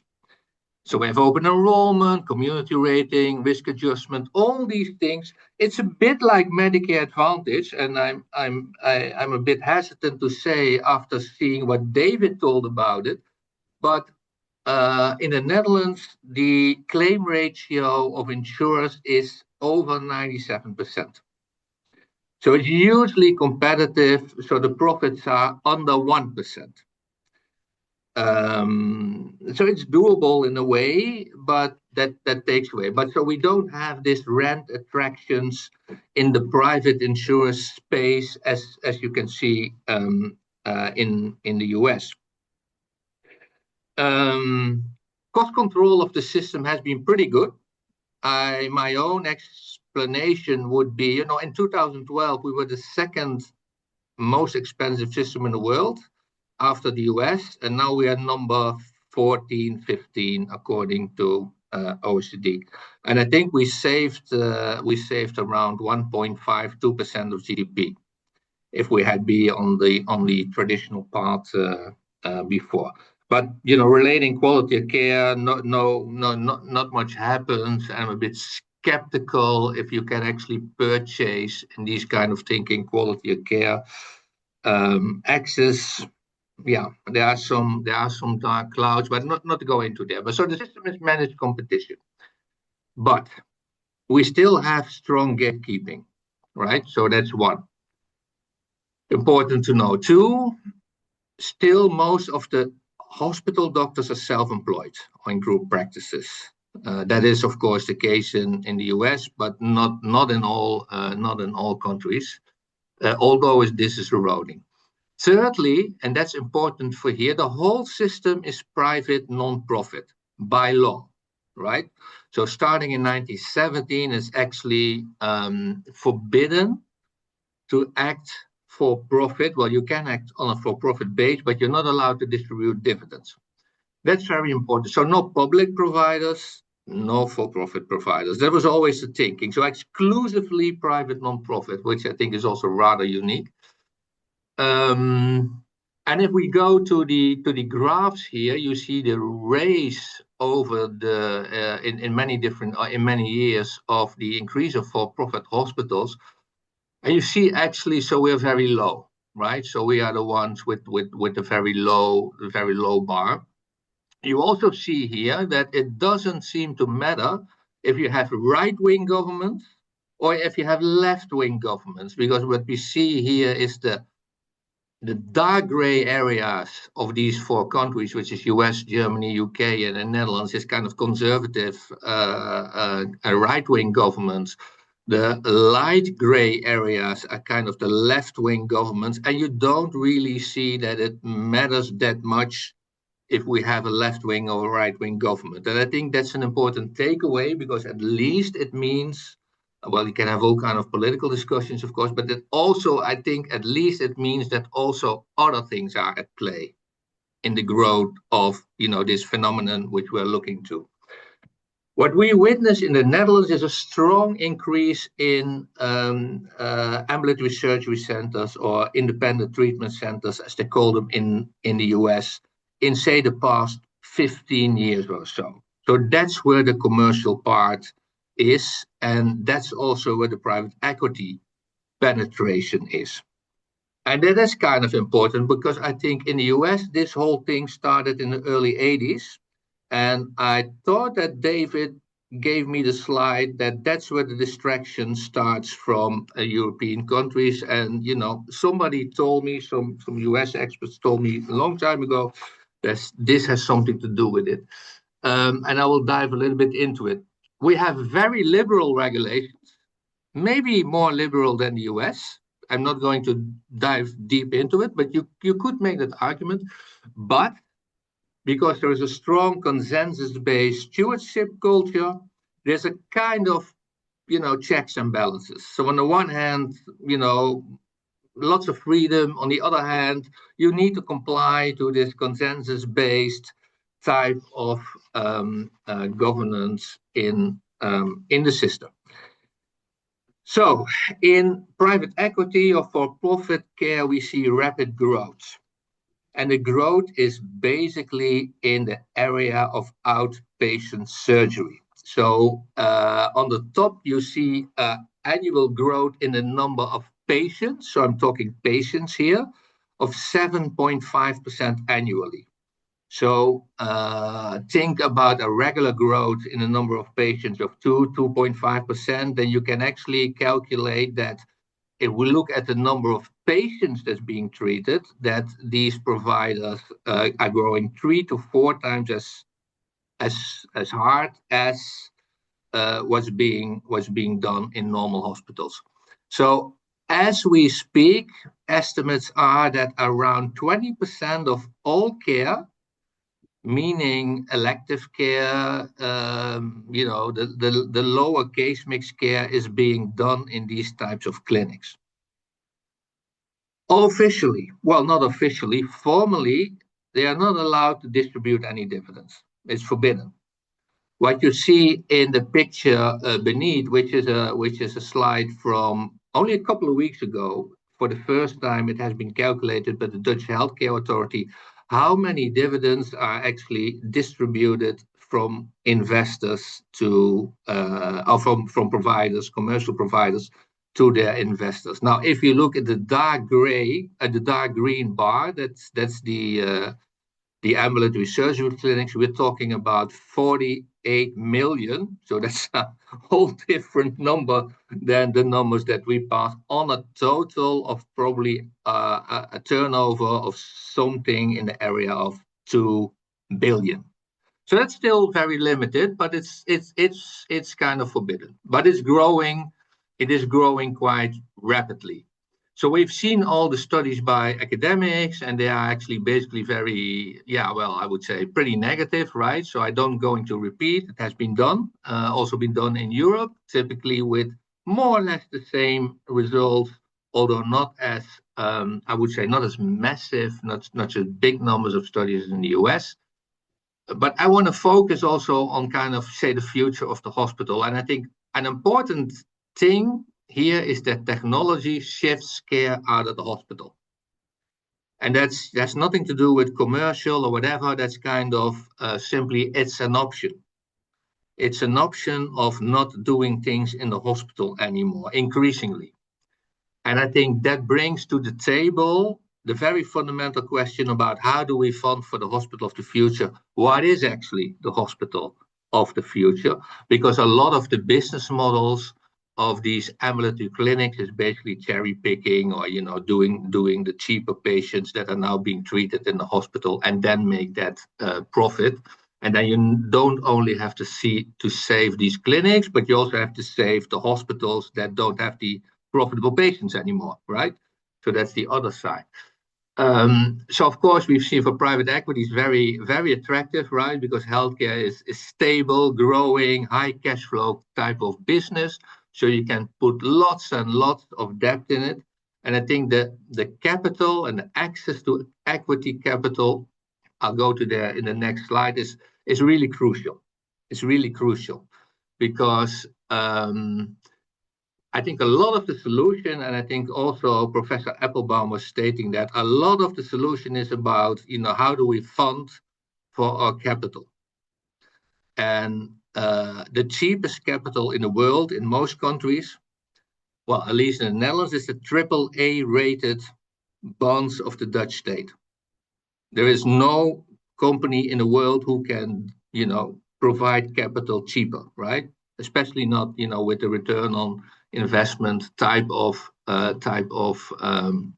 return on investment that's being sought for. What we see, and that's kind of a positive note, I mean, I think it's fair to state that these providers, these for-profit providers, they are, whatever you think about it, but they are good at market consolidation. They're good at takeover business. They're also pretty good, I would say, on turnaround management. And a bad public or bad non-profit hospital that needs a turnaround is also a problem. Typically, it's not good at it by doing it itself. But we are now in the Netherlands on the brink of very rapid growth. So this is entering now. Capital is kind of a problem because most of the arguments were that at least you have quick access to equity capital, and that should be kind of an advantage of these kind of companies, be it for profit, be it private equity. Now, what we see in the Netherlands after the market-based reform was basically that the capital market was liberated completely. As a result, hospitals need to have higher solvency because that's what banks ask them to do, and that's where they need the capital from, commercial banks. What we've witnessed in the last 15 years is lower investments by basically all hospitals. So lower investments, and that means that private capital is becoming relatively more attractive in a way because public capital has been shrinked. Private capital is very expensive. We see here on your right-hand slide the spread of bank loans in Dutch healthcare, which we published kind of 2 years ago, and you see it's increasing. So although the balance sheet of hospitals is strengthening, they need to pay more for the capital, and it basically means that alternatives are becoming more attractive. I have only 2 more slides, so I think I'll be on time. This horrible slide is a study we did, and it shows that there is no relationship in the Netherlands between quality of care, quality indicators of providers, and their market share. Basically stating that your market share doesn't depend on the quality of care you deliver, which is somehow worrying for the whole thesis of regulated competition, active purchasing, etc. However, there is one big exception, and that's relevant here.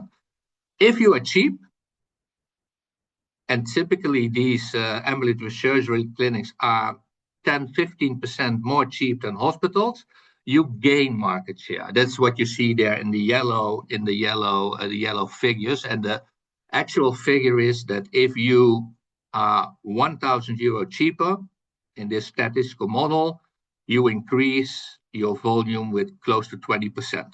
So that's substantial, and that basically means that tells us that the payers, so the insurers, that they're very eager, and that is, I can confess that, I mean, this is true, that the payers are very eager on lowering price if they can.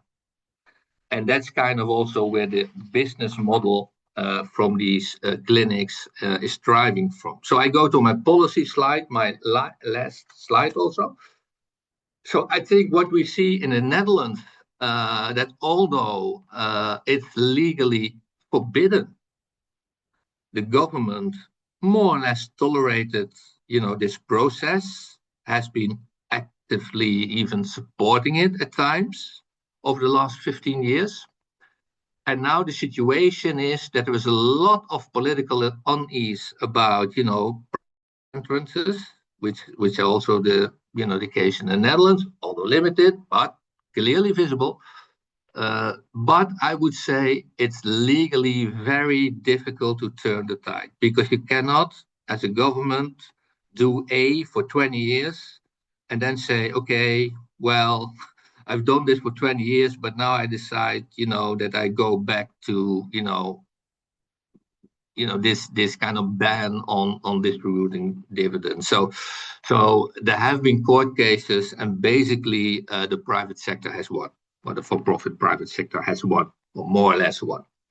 So what you see, what's now is on the table, is that the government is seeking for policy measures that basically increase the barrier of distributing dividends by setting financial thresholds to this clinic. So they basically increase the cost of equity capital.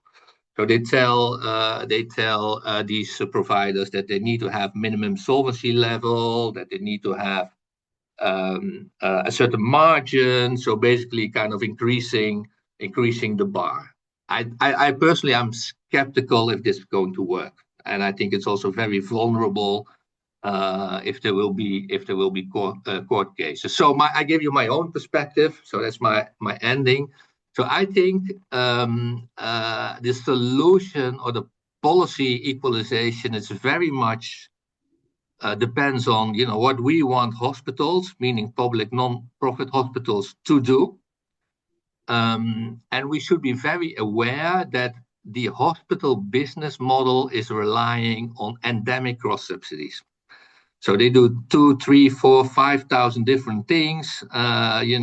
If you don't treat the top 1% most expensive patients, because they are in a non-profit public hospital or whatever, you always do well financially if you have a kind of for-profit business model, because they're so hugely expensive.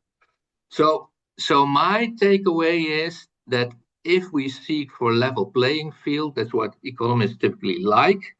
The main question is, in this case, what is a level playing field? And I think a level playing field here means that the price for the price that is being paid to these type of providers is substantially lower than the price that's being paid to public non-profit hospitals, meaning like substantially lower, 30, I don't know, maybe 30% or something like that.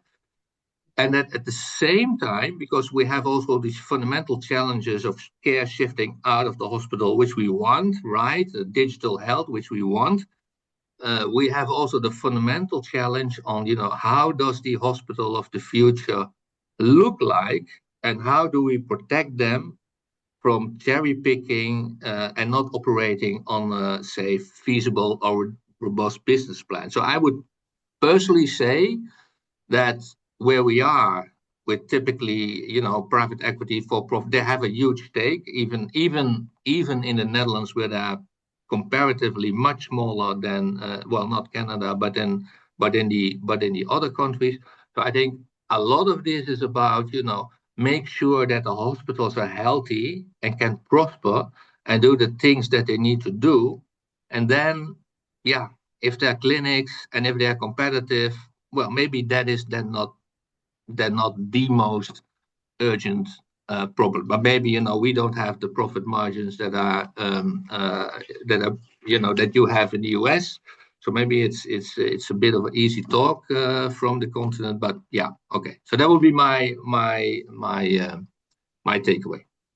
Patrick, thank you very much. It's always amazing how much the United States policymakers pay attention to the Netherlands. I mean, it's a small country, but you have an outside influence on U.S. health policy and health policy debates. I'm appreciating all of the comments that we're getting, questions for the three speakers, or so far two speakers. Please keep sending it. Vicente, I think you'll be pleased to know that people are remaining on this call. We've had about the same number from the beginning to the end, which is, for a Zoom call, pretty darn amazing in my feeling. So I'm going to turn it over to David Rowland, who's the director of the Center for Health and Public Interest London and research fellow at the University of Public Policy at the University College London. I think if anybody wants to learn about his interests, besides listening to the talk today, you should watch his YouTube video, whose message is a two-tiered healthcare system where those who can afford to go private, often insured, that those who can't are left behind. With that, David, I will turn it over to you.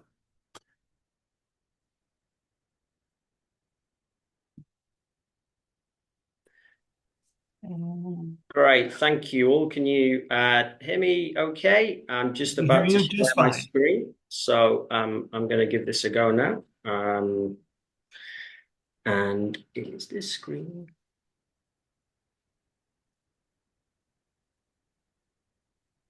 Can you see this okay? Not at all. You we can? See you still. We still see you. Okay. Let me go for share. Okay, how's that looking? Good. If you can go to slideshow, that's better. But if you can't, that's fine.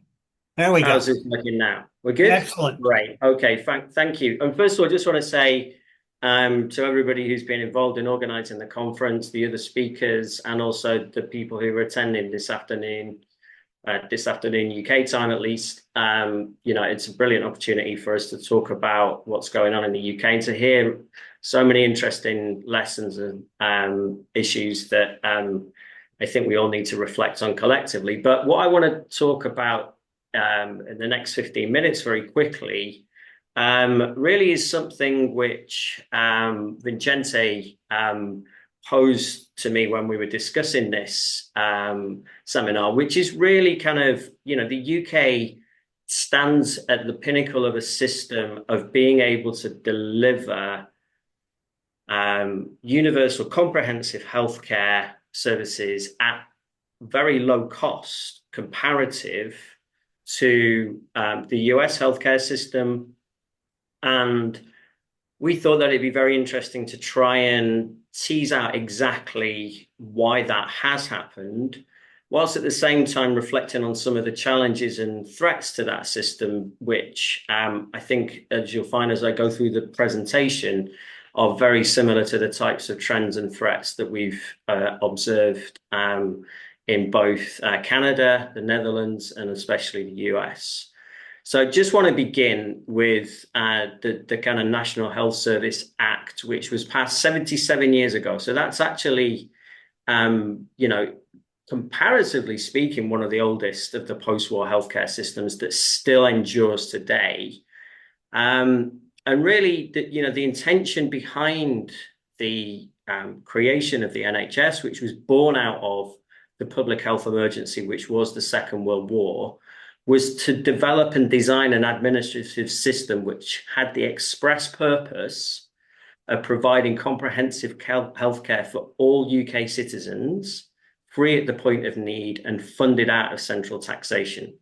And this is actually, in statute, it's in legislation. This is a copy of the bill here, picture of the legislation as it went before Parliament. And the first section of the bill states very clearly that the purpose of this legislation is to provide for the establishment of a comprehensive healthcare system where the services so provided shall be free of charge. And that really is the encapsulation of both a system and an ideal which has endured for 77 years. So what does that mean in terms of the stuff that we talk about within the world of health policy academia? Well, whilst there have been substantial issues over the years in the UK in terms of some of the quality aspects of care, when we're talking about affordability, and when we're talking about ensuring that as much of the money which is raised for healthcare actually goes to the delivery of patient care, goes towards the provision of medicine, goes towards the paying of staff, the UK healthcare system often ranks at the top, either in terms of its administrative efficiency, but also in its ability to provide a comprehensive system. And I think it's really important that in the context of when we reflect on the healthcare system domestically, we don't often see that because we're always contending with many of the challenges which all healthcare systems have, and we only see the challenges and the downsides and the problems and the restrictions, etc.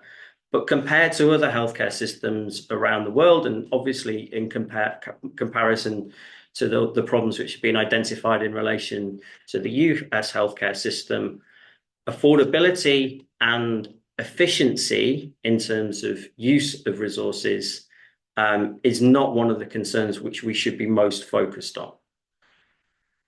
So what does this mean for the average Joe in the UK? And when I say Joe, I don't mean that in a gendered way. Lots of people call Joe with across the spectrum of different types of people. Thinking about this actually in terms of what it means from the position of an individual who is contributing to this system. So the large majority of NHS funding comes from a payroll tax, from income tax, national insurance contributions. Obviously, money is taken from other sources of indirect taxation, from value-added tax, etc. But in the main, the majority of the income comes from a payroll tax, which if you are the average UK citizen on a medium income of about $35,000, around $1,530 of a medium income earner's payroll taxes would go towards the NHS. So just to think about that in terms of actual cost to the individual of being able to afford the healthcare, which is comprehensive right the way through their lives, the average citizen effectively gets comprehensive healthcare free at the point of use for around $127 a month. If you don't earn any income, you get the service for free. Obviously, if you are a higher income earner, you pay more. But that, I think, is just a way of being able to encapsulate the actual cost impact of this system of a single payer arrangement that we have in the UK. There are negligible user charges in the UK for healthcare.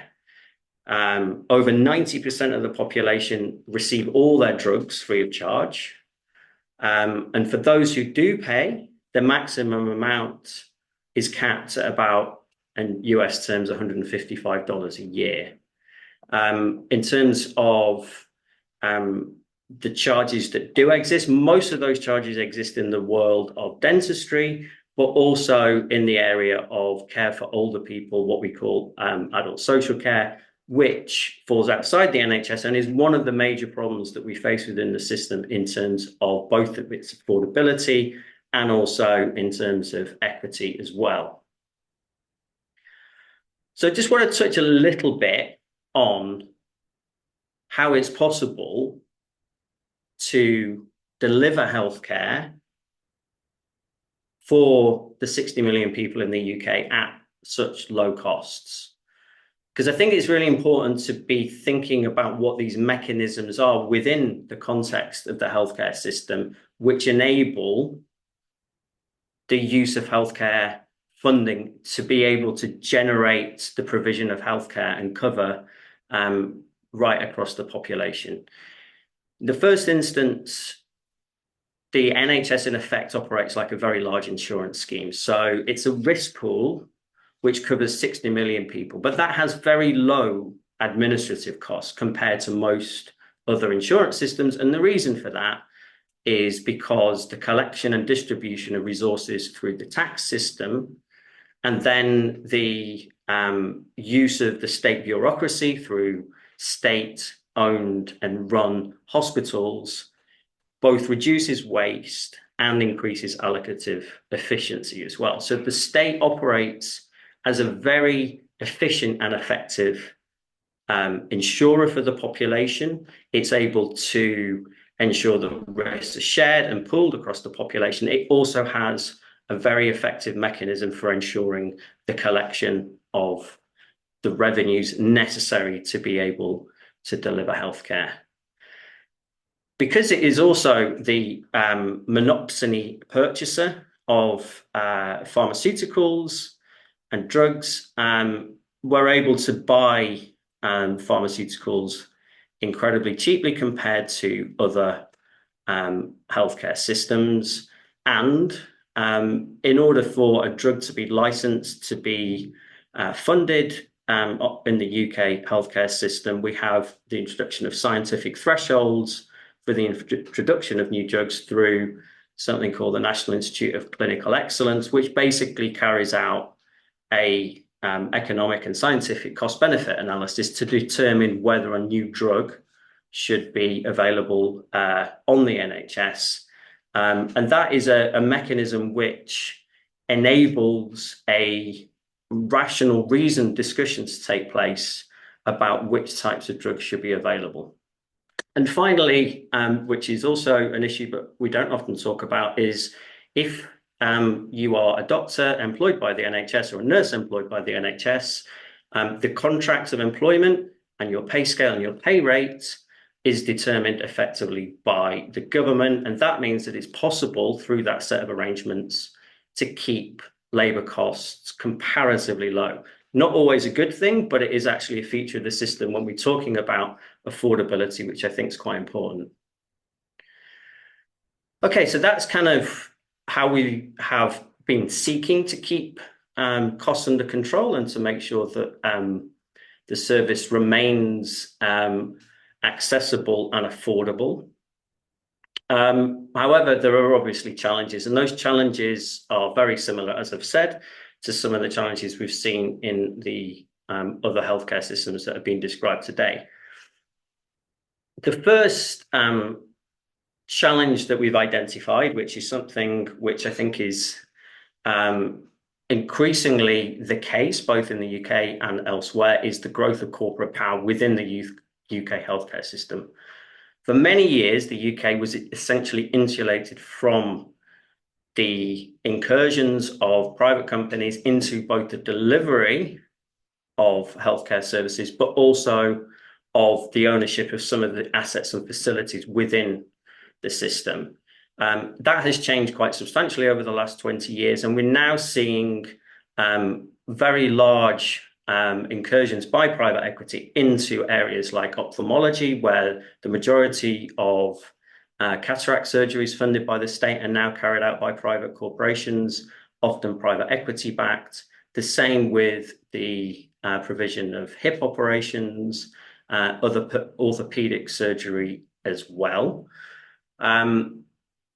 That incursion by private equity has led, as we have demonstrated in our recent study, which was published in The Guardian last week, to huge amounts of profit leaking out of the system to provide returns to investors who have taken over the running of some of these services. We also have a situation as well where the political ideology of the various governments over the course of the last 20 years, in particular since the financial crash, has been one where we seek to restrict as much as possible expenditure on public services, including the health service as well. And the consequence of that is that that limits the amount of money which is available to the health service to be able to meet the needs of the population, which are growing and changing all the time. And that in turn reduces both the quality of the service and access as well. So we have very large and growing waiting lists for many services, primarily as a result of the decision by policymakers and politicians to restrict the amount of money going into the healthcare system. And finally, it wouldn't be appropriate to talk to the audience that I'm talking to today without mentioning your wonderful president, who has managed to arrange a trade deal with the UK, which requires us to spend more money on pharmaceuticals as part of that deal. So the cost control mechanism that I described in the earlier slide, which allows the UK to keep the cost of pharmaceuticals down, is something that's very, very unpopular amongst the pharmaceutical companies who've been putting pressure on the UK to increase their expenditure on pharmaceuticals. President Trump has come in and has effectively required that the UK spends an additional £1 billion a year on pharmaceuticals in order to be able to allow us to continue to trade with the US. That's £1 billion, which is not going to deliver any additional patient benefit. It's just paying more for the drugs that we already are consuming. So I'll just move on to just a final slide in terms of the kind of the two lessons that I think it would be really useful for people to reflect upon today. I think when we're looking at the range of healthcare systems that we've seen described today, one of the common set of problems that we've identified is the role of for-profit healthcare within those systems. The UK has been incredibly fortunate in that it has insulated the provision of healthcare from the profit motive. As corporations have moved into the delivery of healthcare in the UK, what we've seen is increased amounts of money leaking out the system in terms of profits. We've seen increased amounts of waste. We've seen increasing amounts of fraud as well. It is possible through the management of a healthcare system to control and limit the extent to which for-profit corporations and particular types of for-profit corporations, particularly those that are private equity owned, to play a role in the system. That is definitely within the power of politicians. And then secondly, turning to politicians, it is an undoubted challenge that we face in the UK that the purse strings for the health service are held by politicians, because what happens if you don't get the politicians that you want, which is unfortunately often the case. The flip side of that is that by virtue of the politicians being able to control the purse strings, they are able to control resources and to ensure that even limited resources can be distributed to those most in need. And most importantly, the person who sits at the top of the tree, who makes those decisions about what access people can get in terms of their healthcare, is somebody who's democratically elected.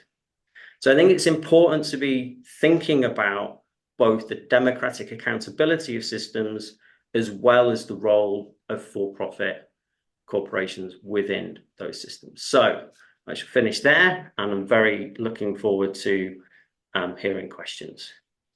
Yeah, I'm also have seen some really good questions. So I'm going to ask one person a question, and then if there's time, we'll do a second question. So I'll start with Melanie.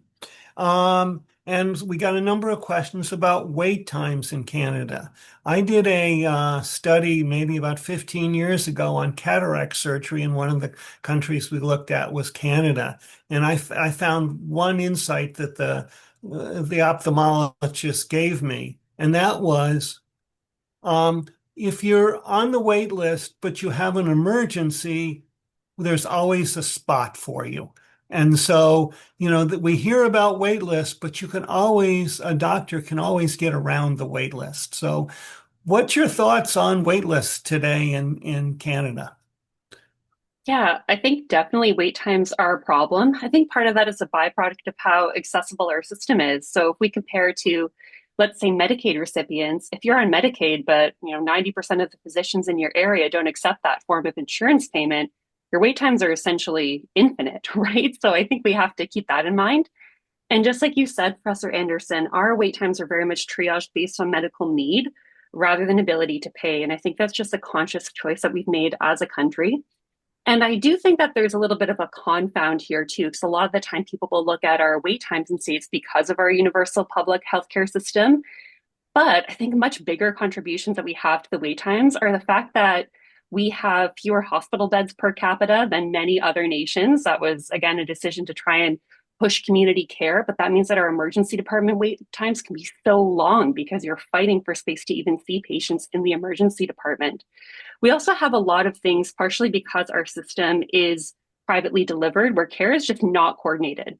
So if I see a child in the emergency department that needs to see an allergist, I just kind of pick a random name out of a hat for which allergist I'm going to refer to. We don't really have like a centralized referral system, which is very evidence-based way. And then we have major gaps in our system too, like not having payment for outpatient pharmaceuticals, which then means that people get more health complications because they're not able to stay healthy, but then they're able to access emergency care or tertiary care in the hospital setting. So it essentially is shooting ourselves in the foot. Definitely Canada has a problem with wait times.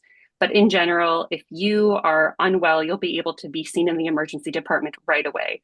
Our wait times in the emergency department where I work at can vary anywhere from 1 minute, we'll see you as soon as you come in the door, to even up to 17 hours if they arrive at a really bad time and it's a truly non-emergent problem.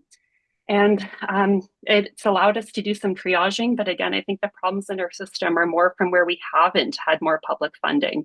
Many people don't know this, but Canada has a relatively small proportion of our health spending from public sources. It's only about 70%. And when we compare with other high income nations, that's usually around 80% or so. So I think the gaps in the system are really where a lot of our issues lie. So Patrick, you said something during your presentation that really caught my attention, which was we've been able to lower spending with having very little impact on outcomes. What's the magic bullet? Well, I think this is simply, I think two things. I think if you have a global budget, like many NHS type countries, it's very hard to underspend. It's very hard to underspend the budget in a way. It's simply being, give to somebody. And we don't have a global budget, but we have insurance companies who are non-profit and really financially at risk. And I think there is more competition, and it's easier to create competition on a national insurance market than on a provider market. So we have this strange combination that there is substantial competition only on premium on the insurance market, and way less so on the provider market, because they still have all these asymmetries and try to keep up quality as kind of intrinsic motivation. I think that's it. But of course, there's always the risk of underfunding. And I think personally, we're not far off that risk. So, the fact that we did well in the past 15 years doesn't mean we will in the next 15 years. We're just pleased that you were able to do it for the past 15 years. And I just, we can't say that in the United States. I also, because I was in the team who did this and who did this policy. Well, congratulations. You must feel good.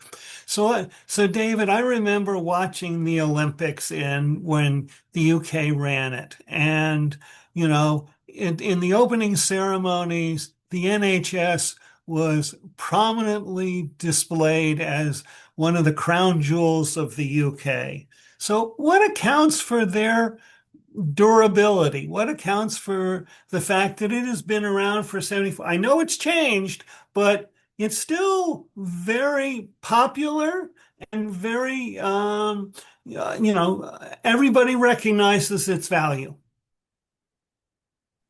Yeah, I mean, it's a fascinating question, because I think a lot of the time, people are constantly concerned that this thing that we have is under threat, both the idea of it, but also the practical daily existence of a healthcare service, which is there for people whenever they need it. I think there's two aspects of that. One is, it is just a very good idea, right?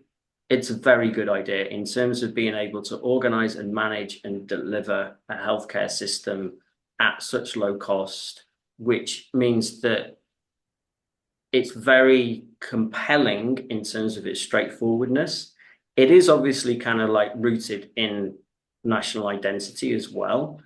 It is one of the remaining survivors of the UK post-war welfare state settlement, where, everything from education to transport to energy to all of the various different, commanding heights of the economy were put under state control. Gradually, one by one, each of those different aspects of the welfare state have been dismantled, much to the dismay of large parts of the population. But the NHS has endured. And I think in addition to that, imagine trying to change to a system like any of the systems that have been described to date in terms of the level of complexity and also the transfer of risk and responsibility from the collective and back onto the individual. It's something that which no political party, I don't think, will go near, just partly because of the transition costs, but also because it will massively increase the amount that individuals themselves will have to pay for their healthcare. Well, thank you, all three of you. Vicente asked me one thing, and that is, can he start at 11:30? Vicente, it is 11:30. You're on.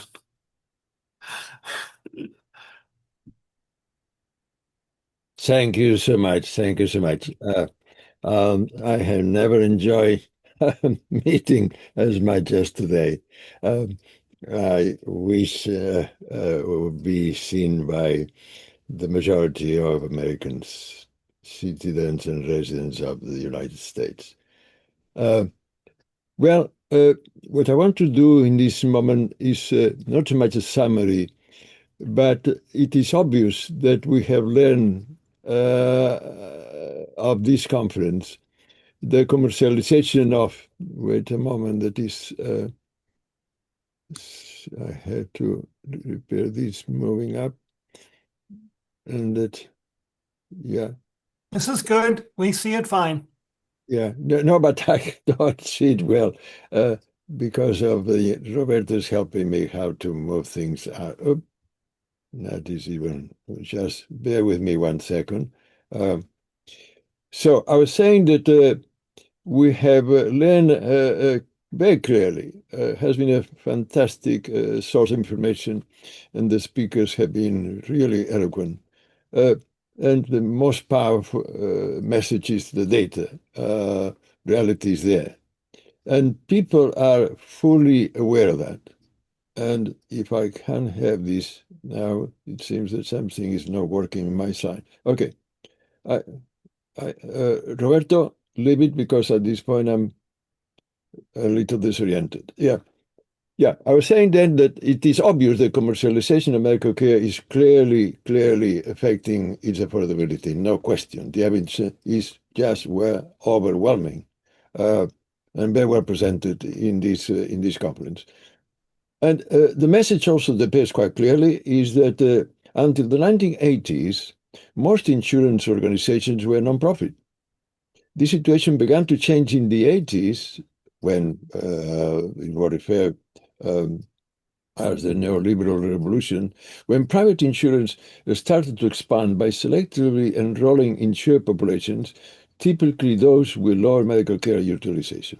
So that is when that neoliberal revolution, or whatever you might call it, allowed and encouraged the private insurance to develop the for-profit orientation, which appeared the for-profit, but also affected the non-profit.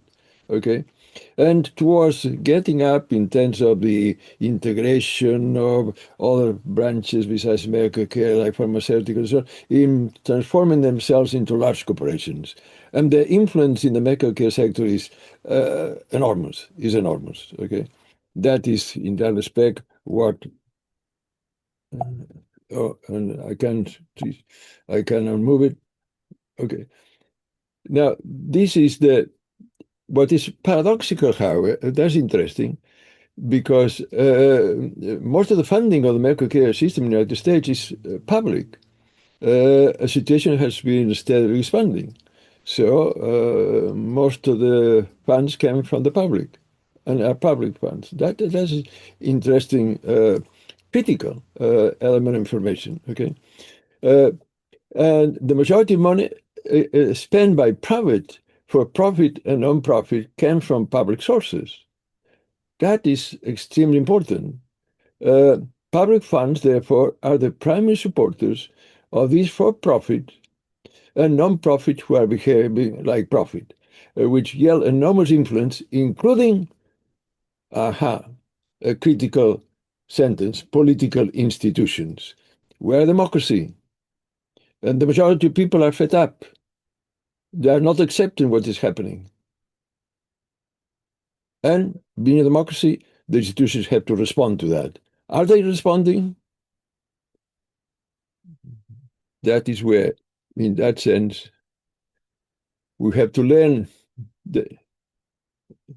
excuse me.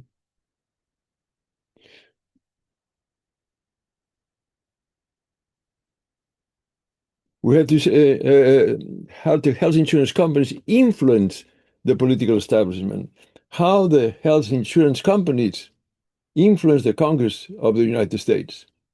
Health insurance companies exert enormous political influence, for example, in the United States Congress, through extensive lobbying, targeted campaign contributions, direct testimony in legislative hearing.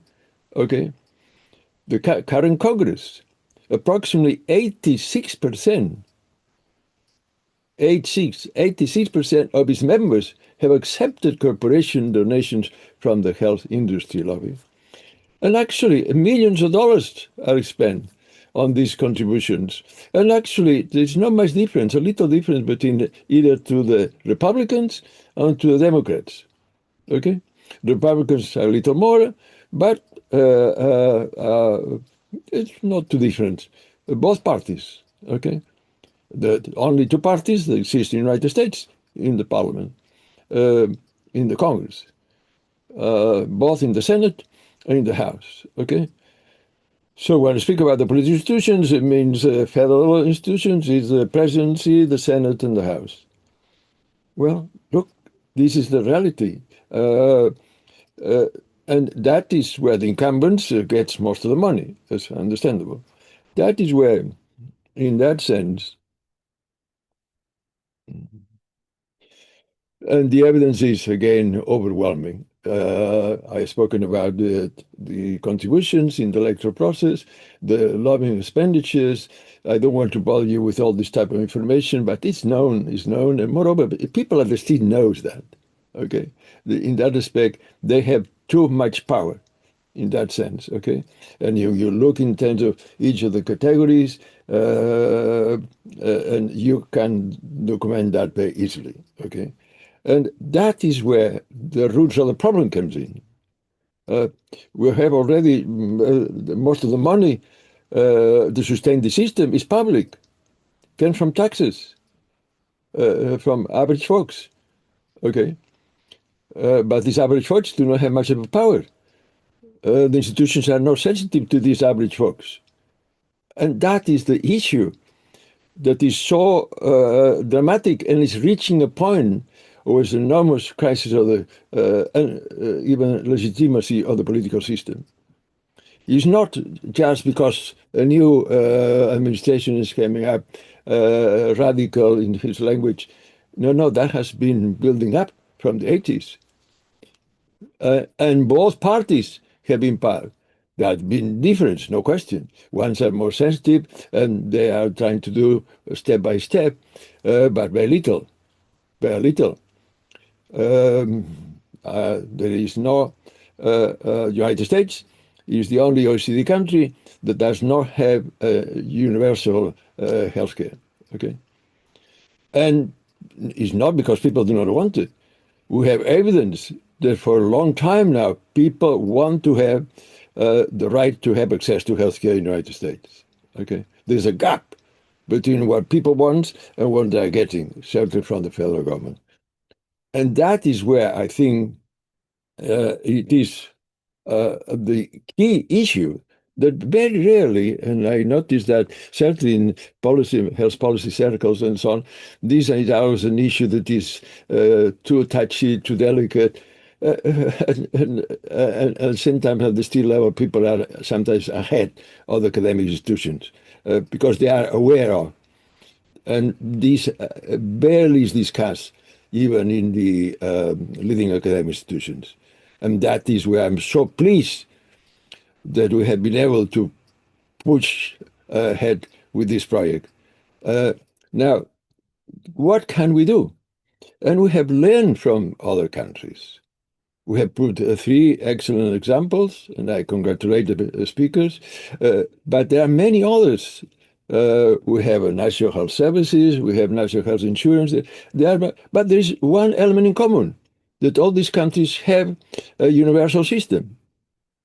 In the United States, never there has been any move in terms of establishing this type of right in the United States. Okay, never. We had to ask why. Why?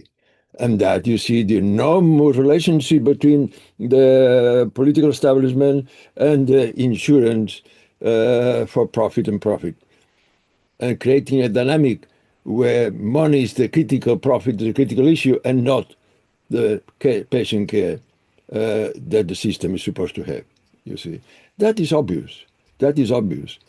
It's in that sense that I want to indicate a little bit the necessary conditions that we need to have. Okay, it's urgent to decommodify the medical care. Patient care is the top priority, and reduce or even eliminate, wherever possible, for-profit investment in medical care.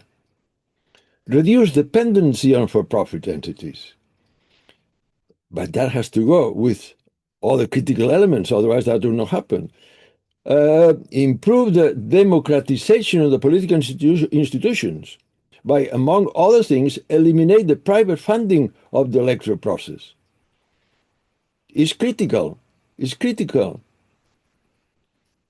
And let me, in that sense, I was not planning to speak about it, but someone made reference in terms of when I advised David and Steffie to go and see Mrs. Clinton.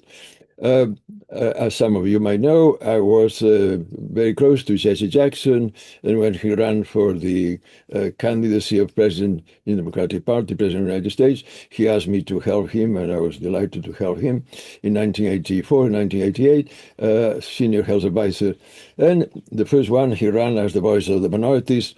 I supported that. Our time has come, but a candidate is not going to become president by having this slogan.